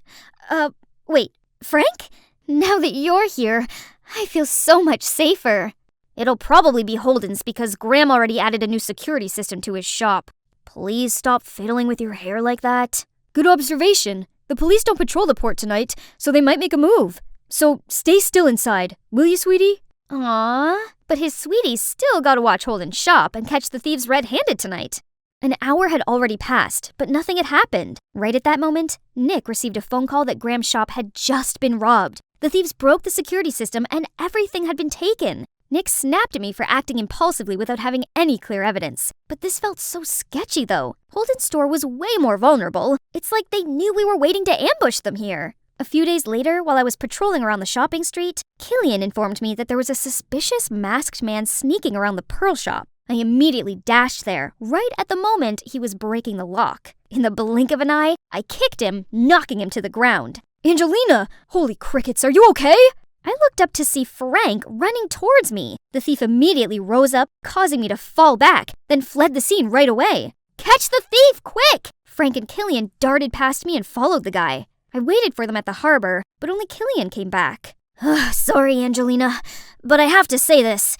There's something fishy about Frank. I think he's on the thief's side. Oh, come on. Are you jealous of him? How do I know you're not their spy? What do you mean? You've been acting suspicious from the get-go. You wouldn't leave me alone for a sec. And remember how you listened in on my conversation with Nick? And what about when you made me so sure it was Holden's shop that would be the next target, And now you're blaming Frank? You're so wrapped up in that jerk. I saw him purposefully let that thief go. When I was about to catch up to him, Frank suddenly stopped, making me crash into him. Then the thief got away. That can't be. He's always there to help me. I'm the one who's always backing you up, but you only see that fraud as your hero. Ugh, just forget it. Wait, I had no idea who to trust. It was all so confusing. Right at that moment, I got a message from Frank asking me to go to this Meteor camping place, as he had something important to say to me. Okay, it was time to confront him and get the truth. I rushed there as fast as I could, only to find nobody? I looked around and noticed this suspiciously lit-up tent. The tent flaps suddenly opened, and a shadow bolted towards me. Hey, calm down. It's me. I opened my eyes to see Frank in front of me. He'd set up this whole place for me? Frank suddenly took my hand and confessed. Angelina, I've fallen head over heels for you. I was wondering, will you be my girlfriend? Together, we could be a power couple. With your X organization and my Darkwalkers clan backing us. How do you know I'm related to X organization? Ha! I've been watching you since that first day you wandered around the fish market with that old Nick. Remember this bracelet? You almost got me that time. You shameless, rotten, stinking skunk! I even trusted you over Killian! Oh, come on. It's not my fault you fell for me and betrayed your best friend. You and I are more alike than you think. It's only fitting that we become a team. Enough! Listen carefully. I'm never going to team up with a dirtbag like you! How did you... Guys, take her! From the tents, Frank's minions came out one by one and surrounded me, then gradually tightened the siege. Let's see who's the boss now. Oh, no, I fell into his trap. Those punks held a rope ready to tie me up, but right at that moment, I heard a car engine approaching. Is that Killian leading Nick and the X organization? He jumped out of the car, ran past the minions and Frank to get to me. Angelina, are you all right? You're not hurt anywhere, are you? I shook my head and felt so touched. He'd come to save me. I thought you were mad at me. I was, a little bit, but I couldn't let you do all this alone, so I went to Uncle Nick. Behind Killian, Uncle Nick and the team had seized all the thieves and their ringleader Frank. Now they'd spill all their dirty secrets in front of the law. It turns out, my dad was about to expose the Darkwalker clan for their evil antics when they framed him for intentionally causing injury and put him behind bars. Since I became the new leader of X, Frank had been trying to seduce me so he could manipulate the organization. Finally, though, my dad was found innocent and released. Mom and I welcomed him home with open arms. I'm so sorry for leaving you behind. I was afraid I would put you in danger. It's all right, Dad. You must have had a hard time, too. I'm sorry for taking so long to realize how proud I am of you. I missed you so much. Dad was super impressed with what we had accomplished for the organization. He even decided to let me continue to be the leader, all the while supporting me and teaching me his tricks. And I know for sure everything will turn out okay, especially with this guy by my side.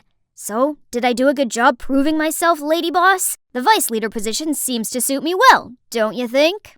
You do deserve a promotion. How does vice leader and boyfriend sound? Hey, I'm Sage, but you can call me Witch. That's what all the townspeople call me anyway. My folks run a funeral home called Black Rose, and some superstitious people consider this a bad omen. By some, I mean the entire town. Everything about us is spooky and weird. Want to see our house? It kinda has that monster house vibe and looks like a fort in the middle of this dollhouse neighborhood. I did try making friends with the other kids, but it never worked out.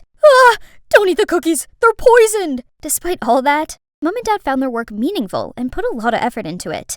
Well, maybe a little too much. I guess the reason why they're so emotional is because they know what it feels like to lose someone dear to them. My little sister Leah's missing, and it's all my fault. We'd searched for her everywhere for 5 years, but still, no news.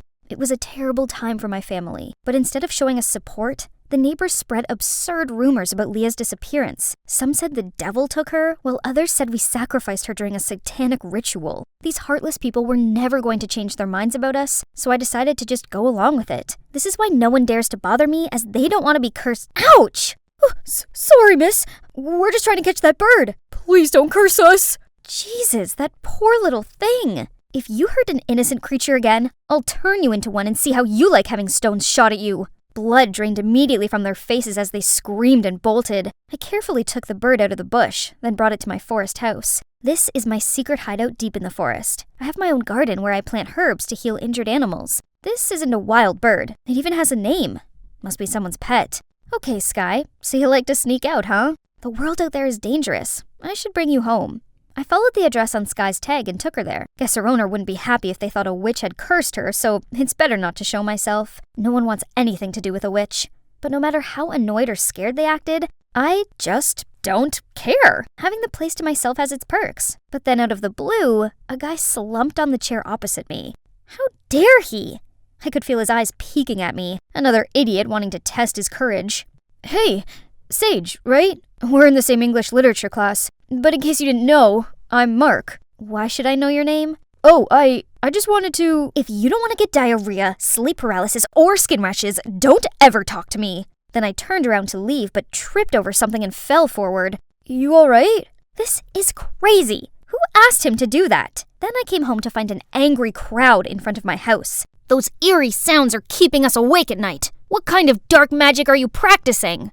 Your black sorcery made my curling iron overheat and burn my hair. Must be some demonic influence messing around here. Turns out, strange things were happening to every house in the neighborhood. So these superstitious people blamed everything on my family and even wanted to kick us out. We can't move. We have to wait here.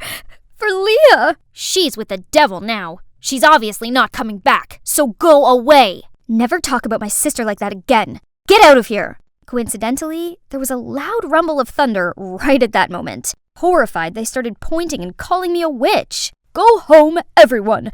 For your own safety. I'll take it from here. This man is Mr. Thompson, the town's mayor. He came with an offer to help our family move away in peace. Believe me, it's best for everyone. If and when your daughter comes back, you'll be informed right away. After he left, my parents seemed to be thinking about moving away for real.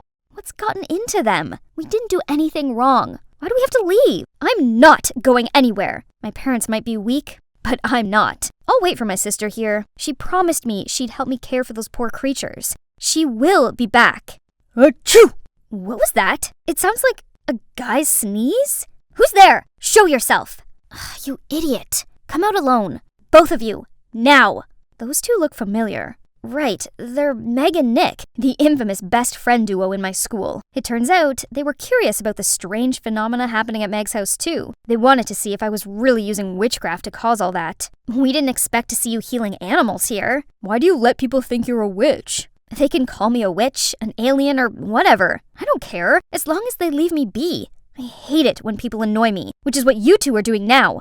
Quit following me and never come here again. But they didn't leave. Instead, Meg told me about a black rose that always appeared at the scene. Of course, it reminds the townsfolk of my family. Nick thought that made no sense. I mean, if it really was us, why would we make it that obvious? Someone's clearly trying to frame us. That's it. If I found that person, my family could live here in peace again. We'll investigate together. We can catch the bad guy and be heroes, like a detective squad. Sounds like you've been watching too much Scooby-Doo. And why aren't you guys scared of me? Actually, I'd make a great Daphne. And come on, we just saw you feeding the cats. Even if you are a witch, then you must be a kind one. The next day, I was going downstairs when I heard some chattering noise. Are those angry townsfolk back? I was about to scare them away, but I saw my parents warmly welcoming Meg and Nick. This is the first time I'd had friends come over, so my parents were overreacting. I hurriedly pulled my so-called friends out of the house. I guess disturbing me has become a habit to you, huh? We didn't know how else to contact you. Anyway, we'd like to introduce you to an IT expert. He's agreed to help us. Then suddenly, a guy standing behind the black rose bush appeared and said hi to me. Isn't that the guy from the library? This is Mark, the newest member of our squad. Good to see you again. I hope you'll remember my name this time. So, this Mark guy was really serious about this. He's now telling Nick how he could get data from all of the cameras in the neighborhood, which sounded like some kind of alien language to me. Look, our tech genius found something. Mark is awesome, right, Sage? I guess? Someone hacked into these houses' networks and was causing their electrical appliances to go haywire. And every night at 11 o'clock sharp, the camera would be disconnected. Not for long, just enough for someone to place a black rose at the scene unnoticed. Can you track down that hacker's IP address? Yes, and also their coordinates. That's Clara's house? Wait, Clara? The drama queen who always plays up everything about me? Does she hate me that much to target my whole family? We reached out to Clara to talk privately, but she flat out denied everything. What is wrong with you? Did this witch hypnotize you into becoming her slave? Blink twice if you need help. We have proof. You can't get away with this. Are you threatening me?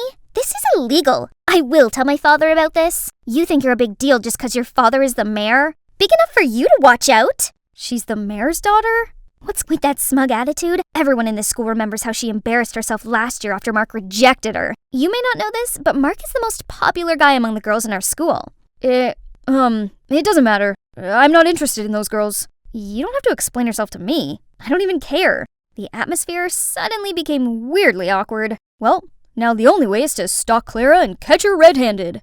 But we've been sitting here for an hour and nothing's happened. This snooping scheme is so silly. I was about to leave when Mark stopped me. Someone was coming out of Clara's house. Gotcha. Still trying to deny it now, Clara? Mark took off his mask, but who's this man? He suddenly flung out, then attacked Mark and ran off. We were about to chase him when Mark cried out in pain. Meg and Nick told me to take Mark home while they chased after the guy. I brought him home. This house looks so familiar. Oh, this was the owner's house of Sky, the bird I'd saved. Mark explained he'd seen me bring Sky back and was impressed with the note I'd left on how to take care of its wound. I knew everyone had been wrong about you, so I wanted to thank you and be your friend. I'm not someone who could make friends. Then I quickly left. The next day, Mark helped us arrange a meeting with Clara at the cafe where he worked. When Clara heard about the man coming out of her house last night, she seemed shaken and said he was probably one of her dad's staff. However, when Meg asked her for her help, Clara refused. We hit a dead end again, but Mark said he already had a solution. Before he could tell us, the cafe owner appeared and told me that spooky stuff was happening and asked me to leave. The holy statue, the town's symbol, was broken, and they found another black rose at the scene. Meg and Nick immediately jumped to my defense, but he didn't listen. He also forbade Mark from hanging out with me, or else he'd fire him. I'll leave now! See? I'm not good at making friends. I only bring them trouble. I dashed away so no one could see me cry. However, suddenly, someone's hand grabbed mine, then pulled me onto the bus just as it arrived at its stop. Mark? What are you doing? He'll fire you! I quit. That kind of boss doesn't get to fire me. It's all my fault. Don't worry. I have a ton of different jobs. Waiter, dog walker, even babysitter. Anything that makes money. What's the money for? This bus will take you to the answer. We got off at the last stop, an orphanage. So Mark was donating the money he earned to these orphans. Promise me you'll show them your true kind side. At first, I wasn't sure if I could, but then I gradually opened up to these sweet kids. Suddenly, I saw a familiar figure watching other children having fun from afar. Is that Leah? My sister? Turns out, 5 years ago, a lost kid was found wandering by the bus stop. She was so scared that she couldn't remember anything about her family. She only said a few separate words like funeral or dead people, so the nuns thought her parents had passed away and took her in. During her time here, she couldn't blend in with other kids. Seeing how Leah pushes others away, I saw myself in her. She shouldn't live her life the same way I do. I then called my parents and they came to pick us up right away. Oh boy, it surely was the tearful reunion of the century. Thank you so much. We only found Leah thanks to you. I'm glad to help, but that's not all. I've got something else to show you. As it turned out, Mark bugged Clara's phone at the cafe. It recorded a call she had with her father, exposing him as the culprit behind the town's mishaps. It appears Mr. Mayor wanted to build a shopping mall, but he needed to clear up some space for it. Using my family's bad rap, he played spooky tricks on the townspeople to scare them into selling their homes for cheap. When Clara found out the truth, she begged her father to stop, but he refused to. Meg and Nick posted the recording on the internet, causing outrage among our town. The cops arrested him, and my family's name was cleared. All our neighbors apologized to my family for letting their superstitions blindside them. My parents were obviously touched, so they forgave them all, and threw a party. So my family was reunited. Not only did I find my sister, but also 3 good friends. Well, maybe 2 good friends, and 1 more than just a friend. How long is this gonna take? So much for taking care of me. Lex, starting today, I'm locking your phone and laptop away. Cruel! Isn't 1 leg cast enough punishment? Excuse me, you don't deserve to have a say in this. If you hadn't bought our daughter that death trap motorbike in the first place, she'd still be intact. Yeah, sorry for making sure she doesn't grow up boring like her mom.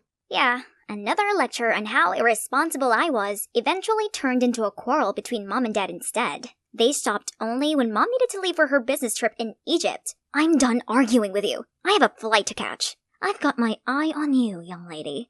All the way from Egypt? That's kinda hard. Well, at least Dad's here, so I won't be by myself. The next morning, I woke up to see a note stuck to the fridge. Alex, I'm shooting my new movie in Spain for a few months. There is a strict no-phone policy to avoid leaks. So if it isn't urgent, don't call me. Love, Dad. Seriously? Choosing work over me? Why am I still surprised? That's when you get when you have a world-famous actor dad and an award-winning photographer mom. They're rarely home, and whenever they are, they're constantly at each other's throats. All the more reason for me to hang out with my biker gang. I love motorcycles. They're my only getaway. But that's how I messed up my leg. In my defense, I could totally nail that trick and win their stupid bet if it wasn't for that bumpy road. However, not a single one of my homies has checked on me since then. Not even my boyfriend Blake. But what's really bumming me out is that school's out for summer, yet I can hardly move. So, bored out of my mind, I came up with a new way to entertain myself, which was playing candid camera on this whole suburbia. Thanks to my mom's camera, I had eyes on the newlyweds Cunninghams on the right, the Carpenters on the left, a few other houses, and, ooh, tiny Timmy across the street. I swear to God, I almost thought some hunky guy had just moved in. My childhood friend, Tiny Timmy, had officially grown into Timothy. He looked just like a muscular version of Timothy Chalamet. Then Tim suddenly sat up and we accidentally made eye contact. Awkward. Looking good, handsome? He's even cuter when he smiles. Oh, he's replying. Even better up close. That's bold, Timmy. Too bad, though. Sorry, lame. Tim looks confused at first. Then when he saw my cast, he immediately leaves the room. Huh? A broken leg is enough to scare him off? He's lame. Then the doorbell rang. Hey, that took a while. You're here? Of course, you need to have a closer look, and could use a hand, or a leg.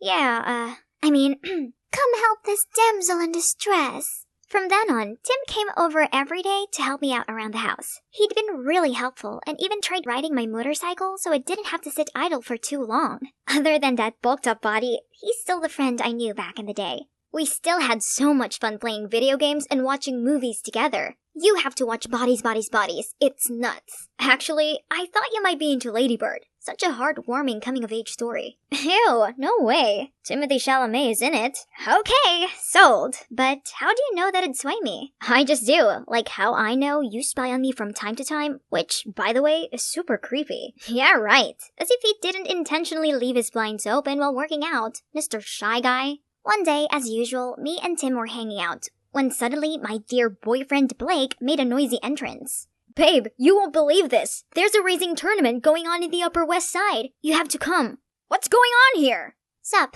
What do you mean, sup? Who's this little brat? Oh, this is Tim. Tim, this is Blake. Say hi. Hi. I don't care. What do you think you're doing? Watch your tongue. You've been ignoring me for weeks, and now you show up raving on about some dumb street racing contest? You don't even remember that I broke my leg, do you? But, you're mine! Blake was fuming like a bull ready for battle and about to throw hands at Tim, but he stopped his fist midair. A defeated-looking Blake fled off as soon as he got out of Tim's grip. Coward. I apologized to Tim for dragging him into this mess, and he was surprisingly cool about it. Just curious, how did Blake and you become a thing? He's the leader of the biker gang, so I thought he was cool, but honestly, I never expected our relationship to last. Just like every other couple's. Exhibit A, my parents. I see. My dad's a good example as well. Then Tim revealed that his dad left his mom for another woman last year, which really upset him. I could relate so much to his situation.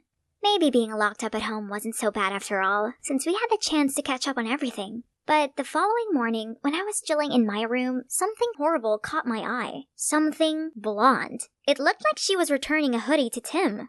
What kind of friend borrows a hoodie and acts like that around each other? Let's see what he has to say for himself. Who's that blonde? What was she doing at your place today? What? Who? She might look like strawberry shortcake, but don't be fooled. Whatever love you two might think you have will soon fade.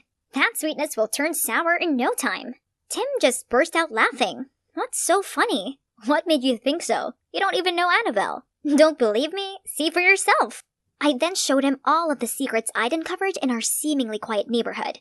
First off, the couple from number 9 were both having affairs. The daughter from number 11 was using her boyfriend to hide her real relationship with another girl. And last but not least, the Carpenters, who seemed like suburban couples goal, actually had a far from blissful life due to Mr. Carpenter's drinking problem. In conclusion, there's no such thing as real love. I see your point, but on the other side of the spectrum, genuine love does exist. Tim points the camera towards the Cunninghams. I'm not buying their poster couple act. Then, one day, Tim said he had to work overtime at the library to prepare for an event with, you guessed it, Annabelle only. I had to hide my anger as I watched him drive off with Blondie.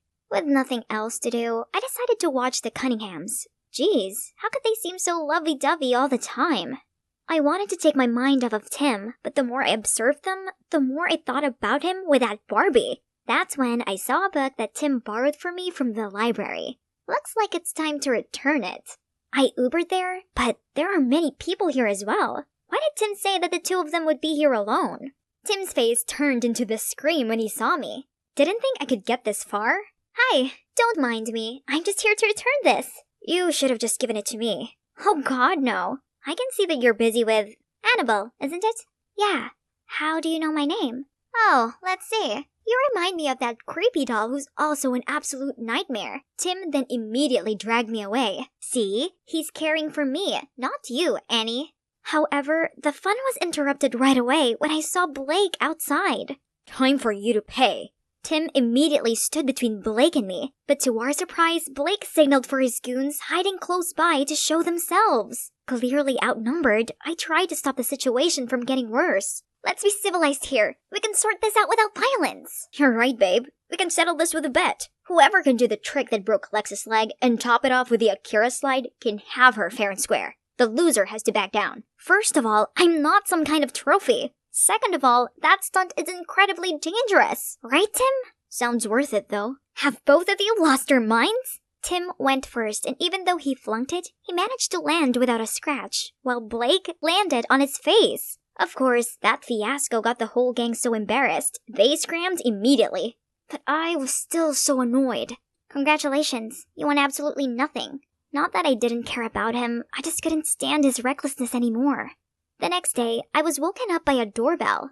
So, what are you here for? Sorry about last night. But if you stayed longer, I could have told you that I did what I did because I like you. Romantic styles. I don't even remember since when, but I do remember how sad I was when we stopped hanging out. Believe it or not, I started working out just to impress you. Whoa, what? Tim explained that nothing was going on between Annabelle and him. They were simply co-workers. And he made up that whole thing about being alone with her at the library to see my reaction. What do you say? I can make you believe in love. Tim, don't be ridiculous. Love isn't anything like the movies. It's merely a temporary chemical reaction in your brain that makes you think you're really feeling it. Come on, just give it a chance.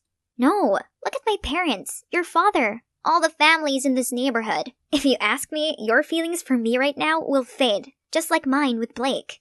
I'm sorry for wasting your time. I thought I was special enough for you to take a leap of faith. Now I know how wrong I was. He then left without another word. When Tim closed his blinds, honestly, I felt a sting in my chest. This is for the best, right? I can't deny the uneasiness I felt without Tim. It's not that he didn't want us to make up. I just didn't know how. Seeing how happy and smiley he was with her, my uneasy feeling only grew bigger. Is this what they call love? No. It's not real. Happy-looking families are not actually happy, and the Cunninghams are just good at faking it. What's that I'm hearing? Are they fighting? I saw the husband suddenly punch the wall with rage, then push the wife. I no longer had eyes on them, but could hear a huge commotion over there. What on earth is going on? Panicked, I called the cops right away. Wait a second, that means their happy marriage really was fake. I excitedly limped across the street to tell Tim about my discovery, then dragged him over to the Cunningham's front lawn. However, when the cops arrived, both of them answered the door perfectly fine. Turns out they already knew about my spying, and were so annoyed by it, they decided to pull a prank on me.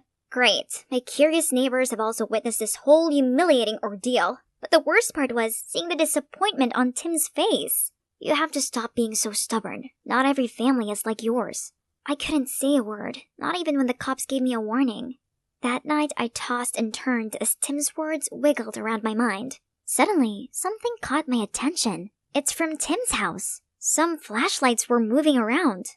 I tried calling Tim, but he didn't answer. Of course, he'd be in deep sleep by now. Calling the cops was useless because of that very recent embarrassing incident. That's it. I'm doing it myself. Out there on Tim's front lawn, my heart was beating like crazy. Thieves! Thieves! The startled thieves turned around, so I blared the air horn, then shouted, "Freeze! Stay where you are! Hands over your heads!" But obviously, I, a teenager with one working leg, never actually expected any criminal to stand still. They quickly got a hold of me, and right when I thought my life was over, "Get away from her!" Tim, thank goodness! Other neighbors also came and stopped the thieves. Tim called the cops, and this time they reported to the scene ASAP. Phew, that was insane. Mrs. Jones, Tim's mom, thanked me and invited me to stay the night. It's really nice of her, even though she burst out laughing when I explained the situation with the Cunninghams. When Tim went to grab some drinks for us, she asked me why I was alone in this condition. So I spilled everything about my family. Contrary to her reaction just now, she showed me sympathy. From her experience, love didn't always have a happy ending, but it doesn't mean it's not real. Tim's dad and I had genuine feelings for each other. It's just that over time, things changed. We're open to accept this and be honest with each other. That's what real love is. I wouldn't change a thing, and I would still fall crazily in love with him, despite knowing we would eventually break up, because that's how I got Tim, the second real love of my life. Her words hit different. Maybe I'd given love a bad name. You're right, love is not at fault, and Tim is so lucky to have a loving mom like you. Meanwhile, my parents don't just hate each other, they put it all on me too. Bet you, even tonight's incident won't make them care. I see where you're coming from, but why don't you just give it a try? Their reactions might surprise you.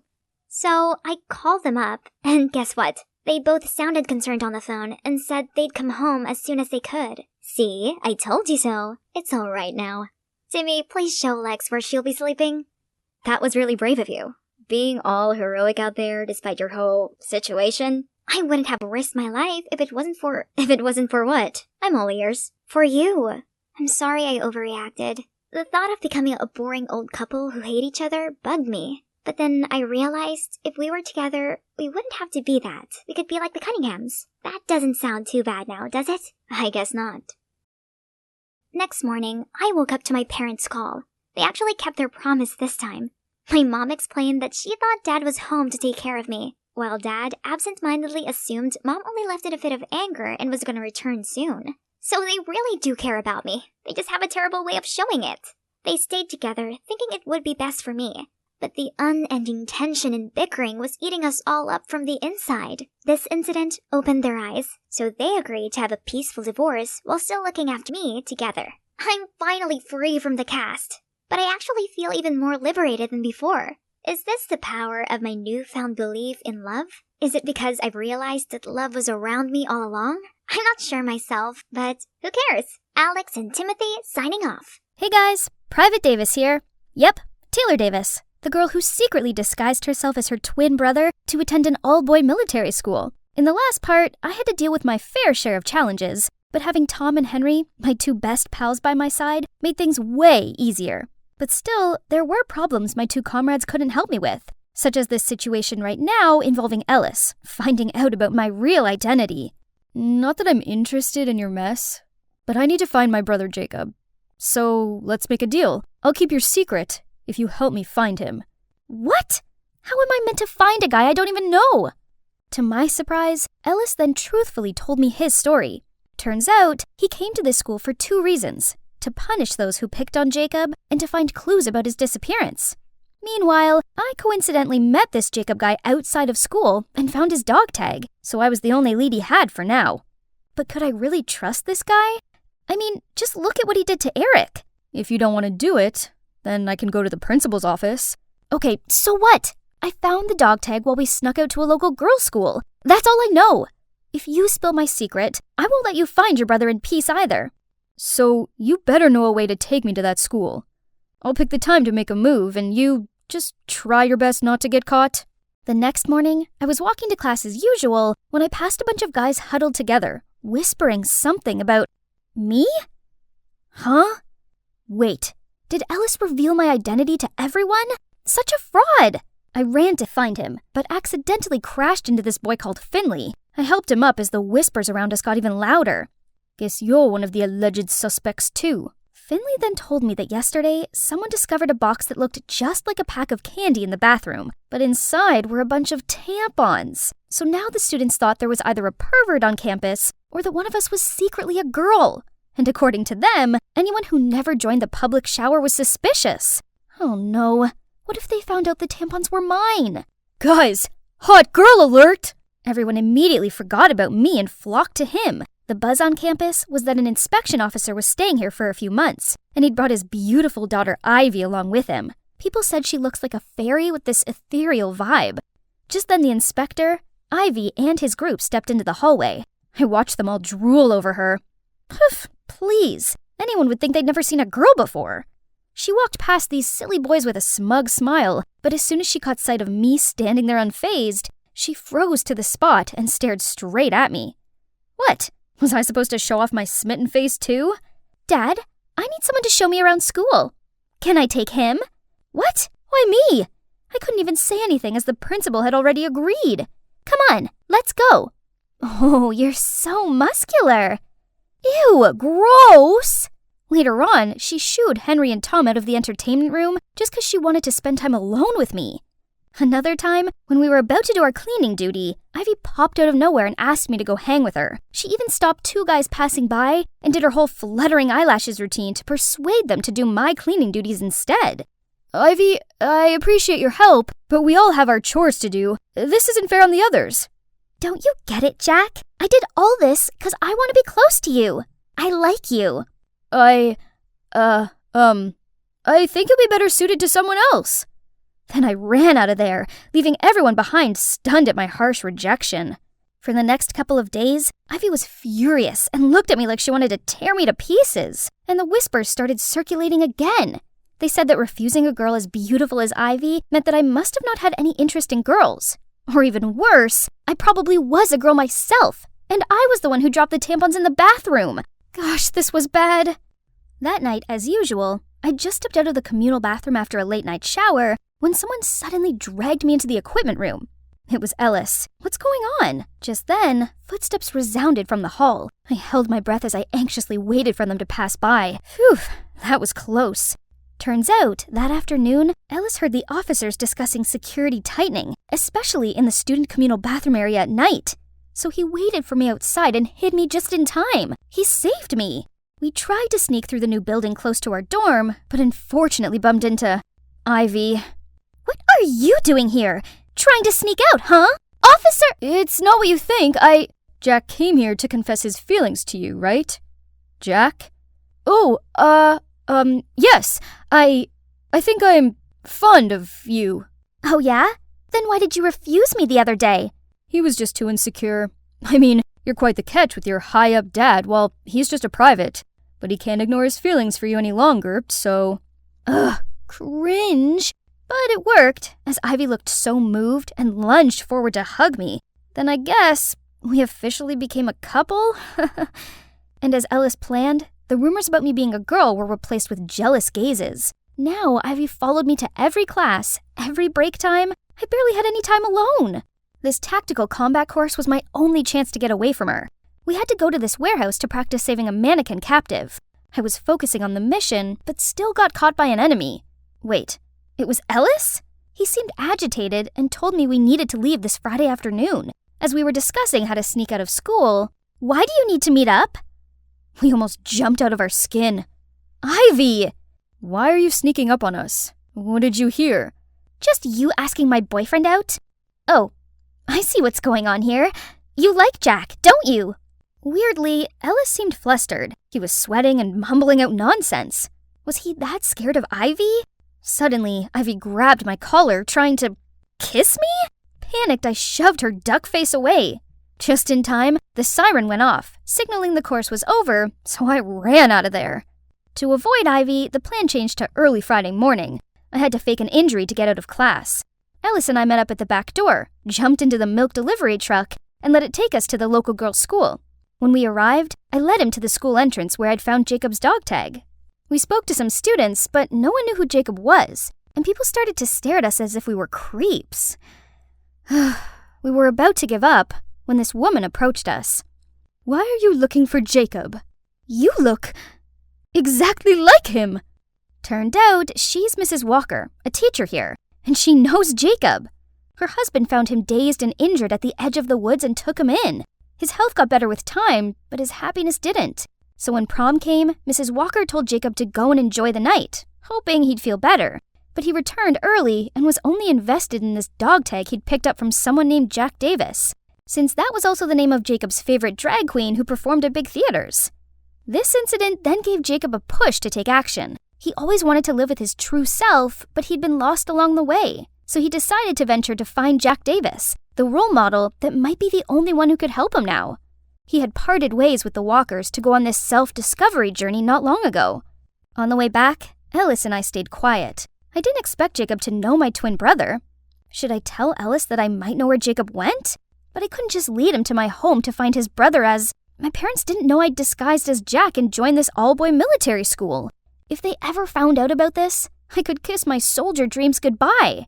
When the truck stopped, I got off and was about to go back to the dorm when Ellis pulled my hand. You know that Jack, right? Is he your twin brother? If it's true, then please tell me where he is. I'm sorry, but I can't. I've got homework to do. Then I left as he called after me. The next day, I tried to avoid Ellis, but he was ahead of me. He was desperate, but I just shook my head. You selfish fraud! Right away, Tom ran to stand between me and Ellis while Henry defended me. What, you want to become the next Eric? Get lost, you jerk! Oh no. I tried explaining to them that Ellis didn't mean any harm, but they didn't listen and just pulled me away from him. I felt so bad. For that whole day, I kept thinking about what had happened. Ellis was right. I was selfish. He might never see his brother again because of me. I had to go help him. But when I got to his room, his roommate said he'd already taken his annual leave to go find his brother. Oh no. He must have figured out my home address somehow. I gotta go home, but how to get out of school? It wasn't milk delivery day. As I was thinking, Tom and Henry approached me, asking why I was acting so weird. This was it. I guess I shouldn't lie to them any longer. Guys, I have something to tell you. I'm actually a girl. Then I told them why I came here in the first place, how things got entangled with Ellis, and now he went looking for my house as his brother might be there. I waited for them to be mad, but instead, they smiled gently at me. That's a pretty big secret to carry. Girl or boy, this changes nothing. You're still our friend. They were not angry with me. I felt so relieved knowing that I didn't have to hide anything from them anymore. Now I just needed to figure out a way to go home. We can handle this. Go wait near the back gate. And I did. Just in time, the fire alarm went off, and all officers guarding the gate ran to that direction. A few seconds later, the back gate suddenly opened and the CCTV went off, and I just slid through easily. Luckily, I arrived home before Ellis did. My heart was pounding when I knocked on the door. Then Mom and Dad opened it. Needless to say, seeing their daughter dressed as a boy soldier was a huge shock. I quickly explained to them how I'd secretly taken Jack's place, and their faces kept turning darker and darker. How could you lie to us, then illegally enter an all-boys military school? What were you thinking? Right then, Jack, my twin, rushed down the stairs. He immediately got what was going on and backed me up. Mom, Dad, this has been Taylor's dream ever since she was little. This is dangerous. If you get caught, you could be sent to a juvenile center. Pack your bags and quit the school right now. In that heated moment, Ellis barged in. Jacob? Jacob! Are you here? Where did you hide him? I tried to calm him, but it was no use. The whole scene was chaotic. Then suddenly, he stopped dead, staring at the stairs. Huh? Someone else was here. Someone with silky, long hair, a beautifully made-up face, in a super pretty dress. It was Jacob. He apologized to my parents for his brother's behavior. Then we all sat down as he told us how he realized from a young age that he was interested in feminine things. So he used to sneak into his mom's closet and use her clothes and makeup. One time, his parents caught him and they were so worried about his deviant behavior, they forced him to attend military school, hoping to straighten him up. But of course, he didn't fit in there and was fed up with being teased by Eric. So when he saw a chance to run away, he did so without hesitation, cutting off all ties with the school and his family. Luckily, the walkers found him in the woods and took great care of him. Still, it wasn't enough. He needed to discover his true self, so we came to Jack's. I beg of you, don't make me go back home again. I can't stand the disappointed look on Mom and Dad's faces. I just want to be myself. I know it must be hard, but you gotta go home and face your parents. Once they know how you truly feel, they'll understand. Mom, Dad, I'm sorry for being so reckless, but being a soldier is my dream. Please give me a chance. I can't let you do it. But you can have till the end of the semester to pack your stuff and say your goodbyes. That's it. Just then, I heard footsteps outside. It was Ivy. What was she doing here? You tricked me. I already knew there was something weird going on with you and Ellis. But you're a girl? Lucky me, I had your whole secret recorded here. Let's see how my dad punishes you, fraud. This is bad. Ellis and I jumped into his car and drove back to the school immediately. But we arrived back to an unexpected situation. The principal, aka Eric's dad, was already packing his things, and a strange lady with a stern look was sitting at his desk. Wait, did this mean we had a new principal? Yep, turns out the inspection officer came to school to investigate our principal on allegations that he'd been condoning his son's mistreatment of other students. And it was none other than Ellis here who had been gathering up evidence to help him. Then what about me? Well, in return for Ellis's assistance, the officer decided to let me stay and study here. In fact, the new principal even had some other plans. Finally, it's the end of the semester. Whew! And you know what? Our school now officially welcomes female students, which means I'm legitimately the first girl in school. I'm so grateful for our new principal. Meanwhile, me, Henry, and Tom are still the best of comrades. Obviously, nothing could ever stand between us. And of course, my parents are okay with me staying since I don't have to hide my real identity anymore.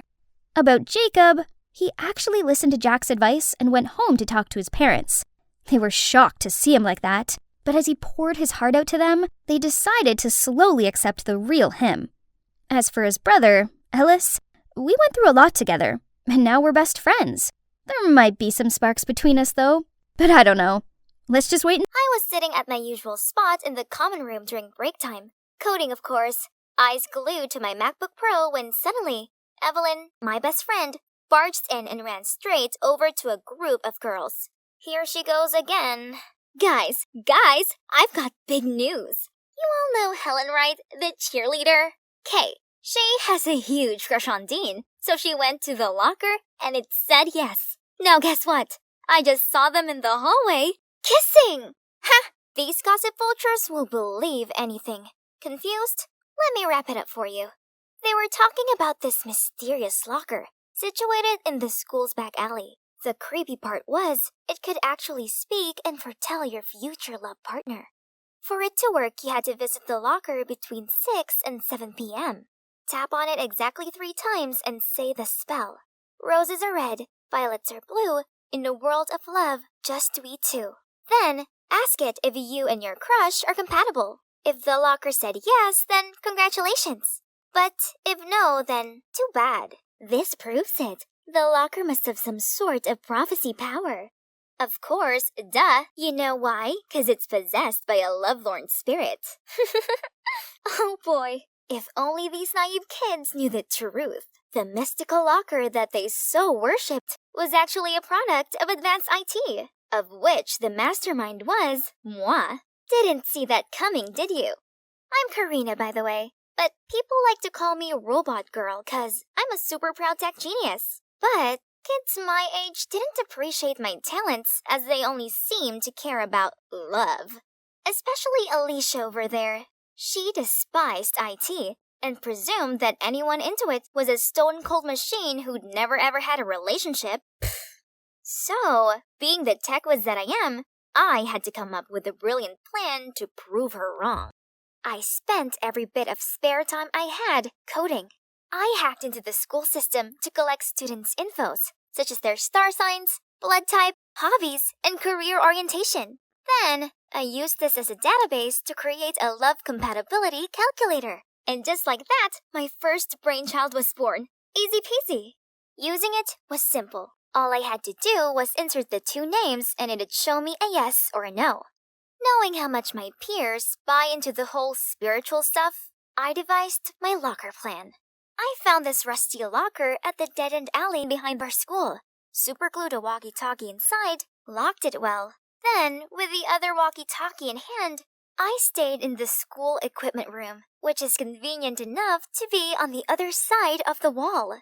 To top it up a notch, I even used a voice changer app to get a perfect ghostly haunted tone. Then, I anonymously spread rumors about the locker's magical powers onto the school's blog. My trick quickly took off, and since launch day, 15 couples have been successfully matched. Can you imagine? True love? Oh, please. It all came down to some simple algorithms, that's all. But one more thing. I hadn't exactly told Evelyn about this. Yeah, I love her, but she's not the best at keeping secrets. To be exact, she's a walking speaker who couldn't help but blab any gossip she'd heard to the entire school. Anyway, I needed to test if the locker actually worked first. Then I'd tell her, maybe when I reached 20 successful couples. Luckily for me, keeping this one secret from her turned out to be easy, as her attention was all on her crush, Jace, the school's hot boy. In her eyes, Jace was like an angel or something. It seems like I'm the only one who didn't get the gooey eyes memo. One evening, I was taking my locker shift when I heard a familiar voice. Evelyn's! Oh boy, I could already guess she wanted to ask about her and Jace. The algorithm said yes, and I could hear Evelyn screaming ecstatically at the announcement. Fine, if she's happy, I'm happy.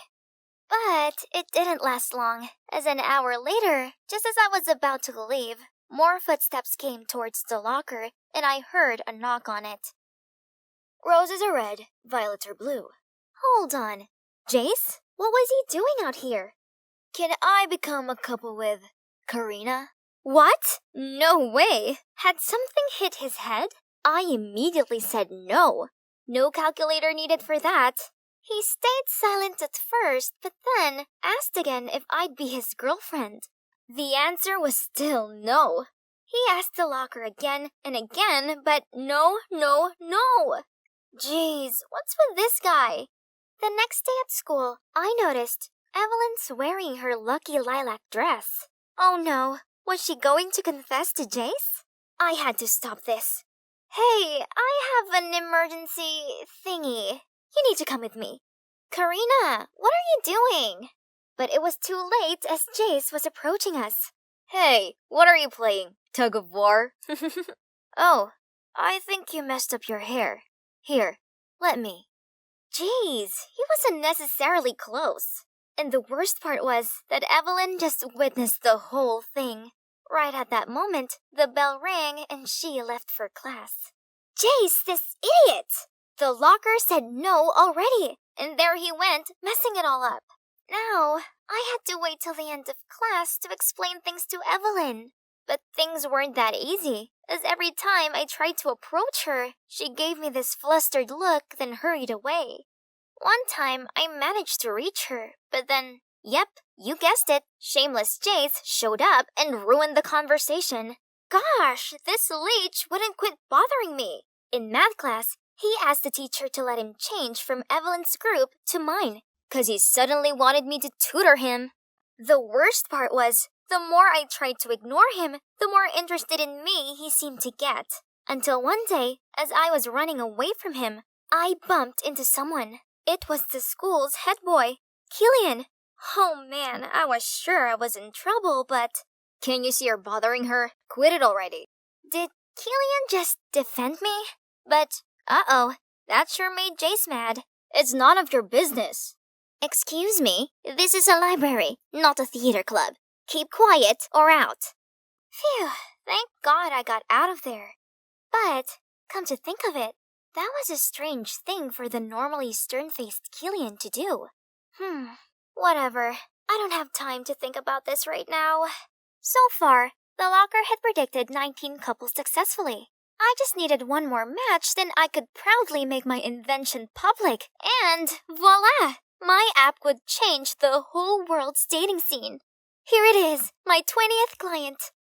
Wait, isn't that Killian? And guess who he's asking about? Yeah, me! Maybe everyone was right about the robot girl nickname. 'Cause how could I be so clueless all this time about Jace and now Killian? I inserted the data, and the result was a no. But hang on, what if I dated Killian? Would that make Jace give up and stop bothering me? And Evelyn wouldn't keep her distance from me anymore.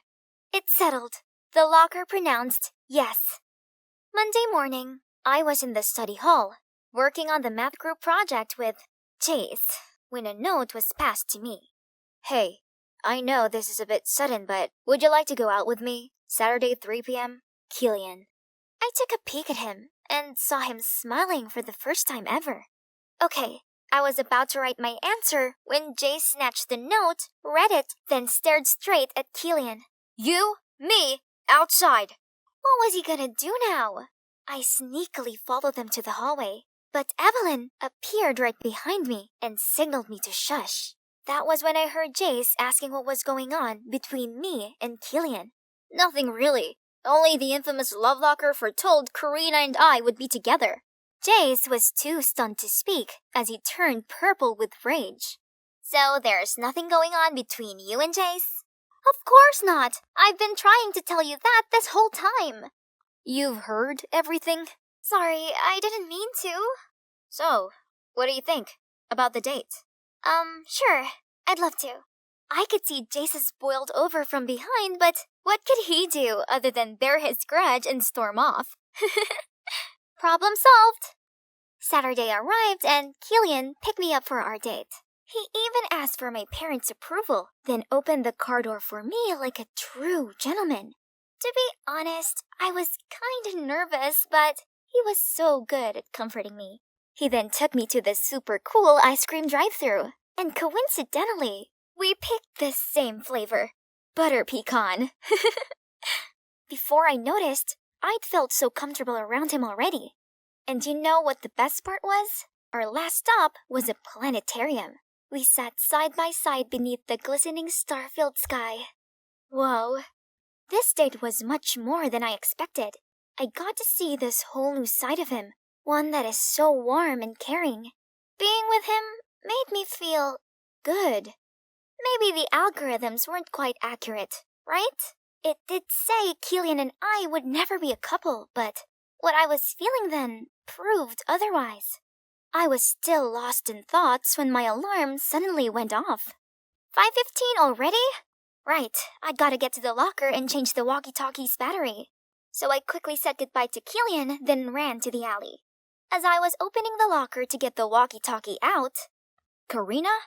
Are you opening the locker? How? Unless you're... Oh. I don't know how, but you sure tricked the entire school. I froze on the spot, not knowing what to do. There's no need to freak out. I'm not gonna tell a soul. That is, as long as you become my girlfriend. Why are you so obsessed with me? You can have anyone else you want. Why me? 'Cause you're different, babe. You're interesting and somehow aren't easily swayed by me, which makes you a challenge. Ugh, this douchebag made me want to vomit. He could expose me all he wants, but I'd never ever go near him again. I shoved past him to leave, but suddenly he grabbed my hand and tried to force me into his embrace. Get off of me, you psycho! I never meant for it to turn out like this. I just wanted to prove that data was the driving force of compatibility. But maybe I'd been wrong after all. I decided it was time to confess all to Evelyn before Jace told her first. Only the next morning, when I arrived to pick her up as usual, her mom told me she'd already left. Was there something I didn't know about? I turned on my phone notifications, and that's when I saw it. Alicia had posted the picture of Jace grabbing me, but the angle made it look like, in Alicia's words, we were kissing. Huh? So that's why Evelyn didn't want to see me. And what would Killian think of this? I arrived at school just as Killian stepped out of his car. I rushed toward him, and when our eyes met, I could see he was hurt. Then he just turned and walked away. Without thinking, I caught up with him, and I poured my heart out telling him I was the one behind the locker, how I got involved with Jace because of Evelyn, and how I lied to him when he went to the locker. But that was also how I realized I had feelings for someone. For you. Excuse me? You're the one behind the love locker? No way. Gosh, I'm so glad I got all my secrets out. In that case, we have a big problem. Evelyn then walked me along the corridor, and what I saw was pure chaos. People were crying, arguing, and even fighting, all because of the locker. One couple was having a tearful breakup because the locker claimed they weren't meant to be. In the other corner, two girls were fighting because the locker matched them to the same guy. A boy was breaking stuff out of anger since the locker didn't match him with his crush. The entire lobby echoed the words, "Love Locker." Gosh, how'd I been so oblivious to this before? I'd been so caught up with my own problems, I'd neglected the consequences of the locker I'd created. This was wrong, so wrong. I had to shut the locker down right now. I rummaged through my bag to find my MacBook, but this was my baby, my first brainchild. No, I must do this. Yeah, that was the right thing to do. Technology shouldn't be used to predict one's feelings. I've learned the hard way not to mess with anyone's relationship ever again, and that love is never ever simple. You don't need a mysterious object of the spiritual world to tell you who to date. You just gotta experience it. Well, it's been 3 months since I shut down the infamous love locker. Now, everything is finally back to normal. And guess what? I've got a boyfriend. Yup, Killian and I just went official last week. Evelyn doesn't like Jace anymore. She vowed not to run after some good-looking pretentious jerk ever again. Instead, she's just gonna wait for the right guy to come along. About the love locker, when people realized it didn't work anymore, the speculations became rife. My personal favorite is that the spirit had found peace and left. But still, every now and then, I hear someone gossip about the haunted love locker that once turned the whole school upside down, and I can help but feel all goosepimply. It took a lot of effort, but I finally got into the military school that I've always dreamed of. I'm now one step closer to being an actual soldier. Ah! Hey, midget, move it. You're blocking my way. What? How dare he? This rude guy deserved a lesson. Suddenly, a hand grabbed my fist. I looked up. Oh, it was some tough-looking guy with tanned skin and bright eyes. He picked up my backpack and said, "First, you have to know your enemy. He's Eric." Before I could reply to this boy, he walked off. At that moment, the siren sounded, and I quickly got in line. "Choose your groups. You have 1 minute." Looking around, I saw two guys looking as awkward as I did. So I shuffled over to them, and we became a group. Oh, but wait. Why did that guy who picked up my backpack team up with that obnoxious jerk Eric? It turned out our groups would be our roommates, and we were placed in room P02, which was right opposite Eric's room.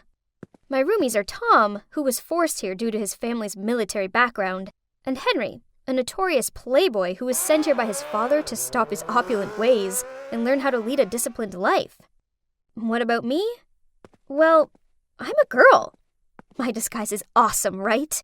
You see, I have a twin brother, Jack, so I took his identity, and voila, here I am. Ever since I was a little kid, I've loved martial arts and always dreamed of one day becoming a soldier. I thought life here would be great, but it certainly had its challenges. Every morning, whatever the weather, we have to wake up at 5 a.m. and run around the yard. The showers were ice cold, and worse still, because I'm a girl, I had to sneak into the freezing shower block in the dead of night when no one was around. And physical education here is surely rough. Although I train a lot, I'm still always ranked at the bottom.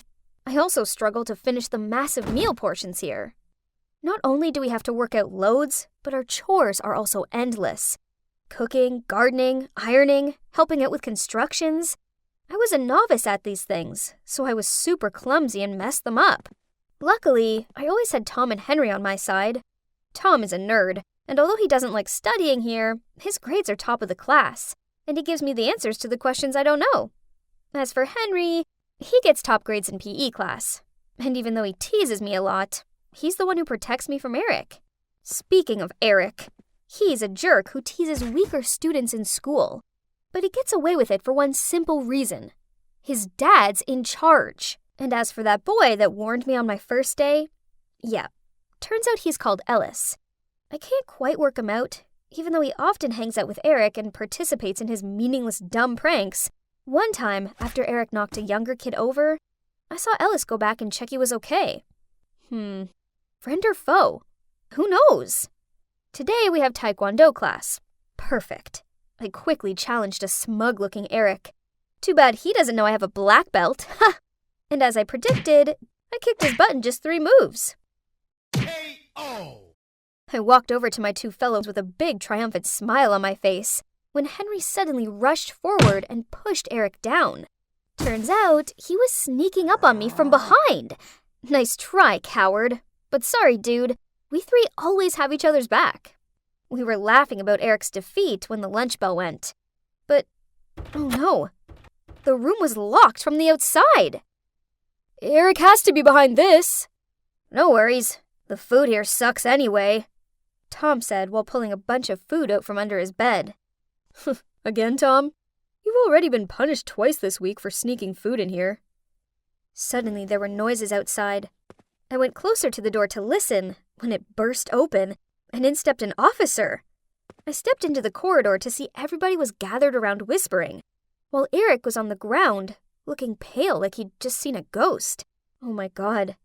The door of room P01, Eric's room, had weird scratches all over it. It looks like those scratches spell out a word. Jacob. So there's a monster named Jacob. Well, that's comforting. P02! You all missed lunch, so I want 5 laps around the yard. And also 5 points are deducted for bringing in outside food. Ugh. Points deducted again? At this rate, we'd never gain access to the entertainment room. Oh, here we keep scores between rooms, just like in Harry Potter with the house's points. It's quite a competition. At the end of the week, the room with the highest score gets access to the entertainment room. You know, watching TV or using social media are considered a huge reward in this strict school, but it's hard to earn points. Meanwhile, you can get them deducted for any reason. For me taking a shower at the wrong time, to Henry skipping theory lessons, and now Tom and his snacks. Ugh! What does Jacob mean? Anyway, seeing Eric freak out like that was hilarious. Jacob is a name. Don't you see that, Jack? He's Eric's ex-roommate. I heard that he's missing. Hey, Tom. Is there anything you don't know? I see. But why did that missing Jacob scare Eric so much? We're never going to get into the entertainment room. It's all work, work, work in this place. Who cares about that stupid room? This weekend, there's a prom at the local girls' school. I have a step-by-step plan for us. We'll sneak into the school milk delivery truck to get there. Then I can finally talk to some lovely girls instead of those aunties in the kitchen. That sounds good. Hey, maybe you'll even find your first love there. Right, Jack? Huh, they had no idea. Anyway, the thought of getting out of school for a bit was appealing. That weekend, Henry stole some of the gardener's casual clothes, and then we hid in the milk delivery truck to attend the prom. As soon as we got there, Henry had already got himself all smitten with a cute blonde, while Tom spent all his time debating World War II with a girl majoring in world history. As for me, I really enjoyed all those tasty cupcakes. But why wouldn't the girls quit pestering me? I guess it proves that I look quite manly, right? We gotta go. The bus to our school is about to come. Change to your uniform. You have 1 minute. I quickly got changed, then ran after them so fast, I bumped into someone, and we both fell to the ground. I was in such a rush that I could only say sorry, pick up my dog tag, and run out into the road to catch the bus back to school. Where did you guys just get back from? They just helped clean up the cafeteria, sir. I just got back from there. Hearing this, the officer stopped questioning us. But, why did Ellis help us? Isn't he meant to be on Eric's side? While indulging in thoughts about it, I took out the dog tag from my pocket and was about to put it around my neck. But wait, it's not mine. Look, guys, this dog tag has the name Jacob on it. I quickly showed them the dog tag and explained the incident to them. I must have picked up that guy's tag by mistake. Could it belong to the missing Jacob? Or was it merely coincidence? I mean, Jacob's a popular name, right? The next day, as we were helping to distribute food in the kitchen, there were noises coming from the dining area.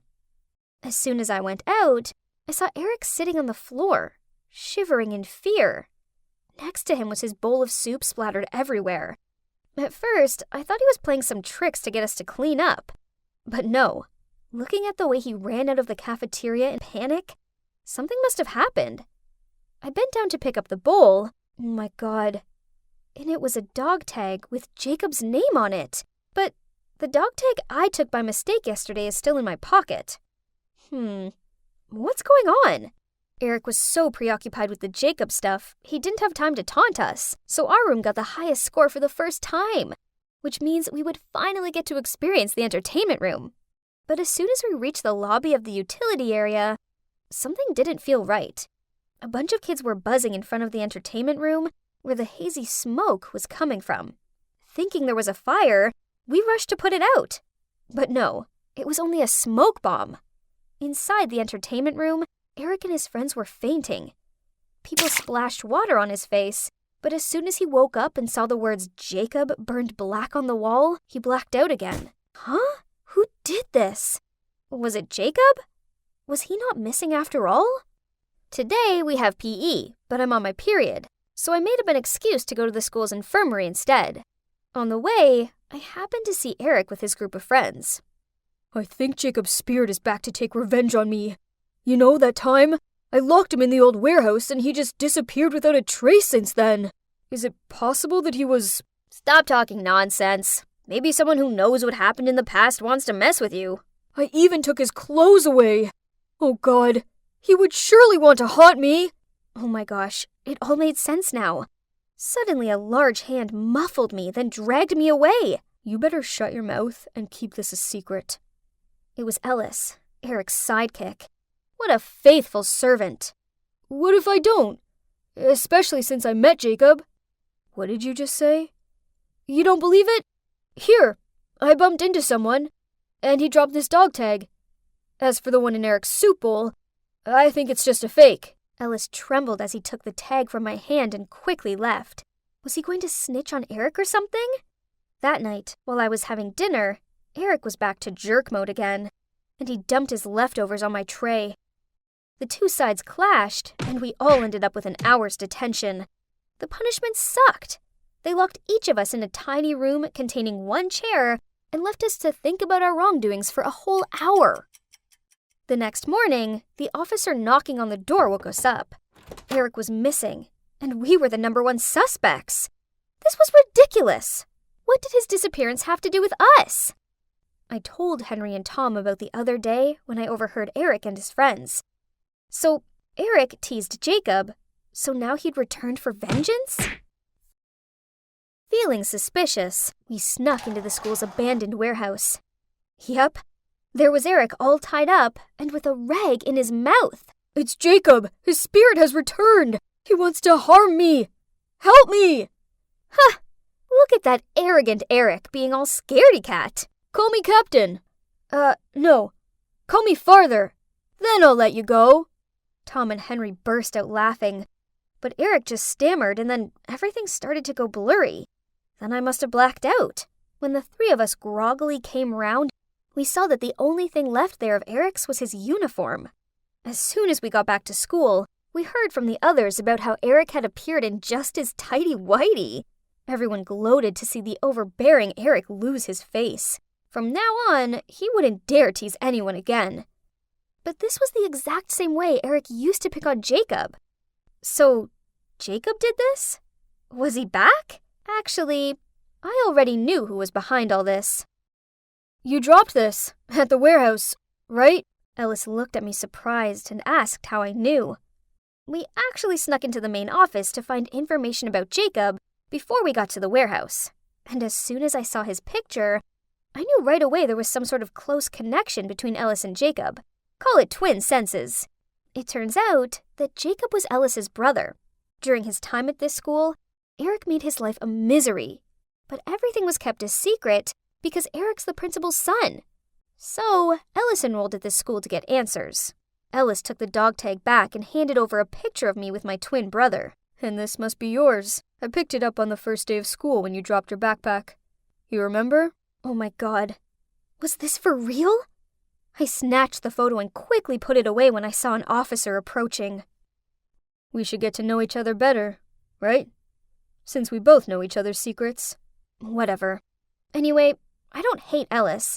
And Eric deserved it, so it didn't matter who did that. I turned my head to look at Ellis. He smiled as if he was challenging me. Uh-oh. I had a feeling my life here was about to take a turbulent turn. Isn't this jerk opening the door? I carried on with my thudding until my hands hurt. So it seemed like she'd gone already. What a sly fox. So the woman who lives here is my mom's friend, Carol. My mom, being the kind-hearted person she is, lent her some money to get herself out of a tricky situation. The problem being that Carol hasn't paid it back, and now she was ghosting my mom. Do you know what the worst part is? That money was for my college fund. Fueled with rage, I kicked the air to release my anger. But, oops. I watched in horror as a pebble flew through the air in slow-mo, then hit a car window. Oh dear. Swallowing my fear, I snuck closer to the car to inspect how bad the damage was. Suddenly, the car door opened and 2 thugs stepped out. I tried to stay calm, apologized, and offered them some money as compensation. Unexpectedly, these guys grinned. Okay, sweetheart. If you want to make up for it, then follow us. Just like that, one of them grabbed my wrist and pulled me away. Ugh, as if they were going to harm a defenseless girl. But too bad for these 2 doofuses. They're actually looking at a Taekwondo black belt master here. I was about to throw an axe kick when suddenly a guy appeared out of nowhere. Don't worry, I'll take care of it. Before I had time to blink, he lunged at the guys like a warrior and ended up beaten black and blue. Really? Who's rescuing whom now? Without hesitation, I threw a few kicks that made the 2 thugs turn pale. They ran back to their car, and when they were out of my kicking range, they turned their heads and sarcastically said, "We spared you this once. Oh, and choose a better boyfriend next time." I looked down to see the pathetic guy writhing on the ground. Oh yeah, I'd almost forgotten about him. He was pretty useless in a fight, but hey, at least he tried to help me. So I took him to a nearby medical station to bandage the wound. His name's Tyler. He's skinny, but yeah, pretty heroic, I must say. He still seemed to be in pain, so I offered him a ride home, but he quickly refused. Okay, fine. He must have been scared off by how fierce I appeared to be. Yet, as soon as I turned my back to walk away... Wait! Something's wrong with my phone! What now? Your number isn't in it. Man, it's 2022 already, and he's still using that outdated pickup line? Still, I burst out laughing, then put my number in his phone. After that, we started messaging every day. He sent the cutest memes, and it made me feel good. To be honest, I know I can be kinda intimidating, so having a sweet guy like Tyler take an interest in me made my heart flutter a little bit. And there's no denying that he's cute. A real softie. Well, he is a music school student. A legit singer-songwriter to watch out for in the future. And so, we became a couple. However, it didn't take long for me to realize that there was something very strange about this guy. I mean, 100% of our dates were at fast food restaurants, and while I was ordering a Coke, Tyler would ask the staff for an extra cup and ice. I still remember how surprised I was when I first saw him surreptitiously pull out a bottle of dark-colored water from his pocket. Oh, but you're not meant to bring outside drinks in. Don't worry, this is black coffee. It's basically the same color as Coke, so no one will know. Huh? Did I hear him wrong? Turns out I didn't, as this became a regular occurrence whenever we were out to eat. But that's not all. On a rare occasion, we went for a fruit salad with burrata cheese. I almost choked on my food when Tyler took out a container of yogurt and tipped all the fruit on the plate in it. Well, and here comes fruit yogurt, but I'll put it away for later. It's not so right to eat this here, isn't it? Then one day, when it was our 3rd-month anniversary, Tyler said he was going to take me to this amazing French restaurant. Wow, I was so excited as he finally broke his rules. But turns out, it was just going to be another typical Tyler date. Things had gone wrong since the first minutes. When he parked up, he started searching his car for change. He even made me look down the side of the seat. Why, you ask? All 'cause the meter was $2.90, but he didn't want to pay $3 and lose a dime. Seriously, a dime! He ran off to find it and left me sitting there alone and hungry for 20 minutes. When he returned, he had this huge grin on his face as he waved the dime in my face. Oh boy, I was so mad. You're probably thinking it couldn't get any worse than that, right? Wrong. Not only did he order a starter as a main dish, but he also asked if there's a discount if he didn't get dressing on his salad. After eating, he rushed off to the restroom and left me with his wallet to pay. He arrived back just as I was about to tip the waiter $10. Seeing this, Tyler leapt across the table, grabbed the $10, and switched it for a nickel. Yes, I repeat, a nickel. Meanwhile, the surprised waiter sarcastically said, "Sir, thank you very much for my nickel tip." The customers close by all tutted at us. I sunk down into my seat, willing for it to swallow me up. Jeez, this was so humiliating. No surprise, I was in a bad mood as we left the restaurant. I was so annoyed I couldn't even look at him. He tried taking my arm and asked me what was wrong. Flinching away from him, I said, "Seriously? Do you even have to ask?" At that moment, a luxury car pulled up alongside us. The car window lowered, and OMG! Inside was Victoria T, this popular teen singer. Before I could register what was going on, Victoria sarcastically said, "Oh, look who's here. Isn't that my poor ex? Can't gold dig me, so you turn to this girl, huh? But your new plan doesn't seem to be working too well either, honey." And the car sped away. So, it turns out he's a professional gold digger?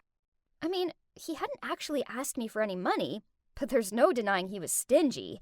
No wonder he never took me back to his place. There was a time when I was so tired of some family stuff at home that I just wanted to come over to his and rest for a while. But he made some excuse about his house being messy. Now I knew he was just keeping distant with me, so later he could dump me easier without any attachment. I was so furious I made a scene, meaning to expose his cheap shots for the whole world to see. Tyler was so embarrassed he fled the scene right away. Whatever. Good riddance. And since then, I didn't hear anything from him again. But, to be honest, I also felt a bit empty not having him around. I missed getting the cute messages he used to send and the soppy look on his face as he sang love songs to me. Oh boy, I'm a big cheeseball, aren't I? Then, one weekend afternoon, I was taking a walk when I happened to see Tyler come out of a cafe. Does he work part-time here or something? So I hid behind a corner and then followed him. I have to admit, I was curious about where he lives. But wait, this road is so familiar. Huh? And it led to Carol's house, the woman who borrowed money from my mom. I was still full of doubt till he pulled out the key to open the door. Ugh. Like mother, like son, huh? So, you both like to scam people, huh? Pay us back now. Stacy? Shut up! Scam's over. Pay us back. I'm sorry, but my mom's in the hospital now. So, I heard him out, and turns out it was just Tyler and his mom, and his dad had run off with some other woman when he was just a little kid. Growing up, times were hard, so his mom borrowed money to pour into stock investments, intent on providing them with a better life. Unfortunately, this only led to huge debts. All this stress was detrimental to her health, and now she was in the hospital, and Tyler had no other way but to live frugally to pay all the debt and hospital fees. Stacy, I'm so sorry for hiding all this from you. I'll try my best to work to be debt-free and make it up to you. Oh my heart fell hearing Tyler say that. All the angst just disappeared. Instead, I pulled him in for a big hug. He was a doofus, and he was my doofus, and I wasn't going to risk losing him again. On my way home, I kept thinking about ways in which I could help Tyler. Suddenly, the wind blew a poster across my foot. A city's television singing competition, with the prize up to $20,000. That's it, Tyler. Why not? This was definitely a sign. I sent Tyler a picture of the poster and told him he had to join. He was also really keen on the idea and started practicing really hard every day. He texted me each time he finished practicing, sometimes even at 2 or 3 a.m. The big day arrived. Tyler looked so cute in the suit I'd arranged for him. When he hit the chorus, our eyes met, which made me feel so sentimental.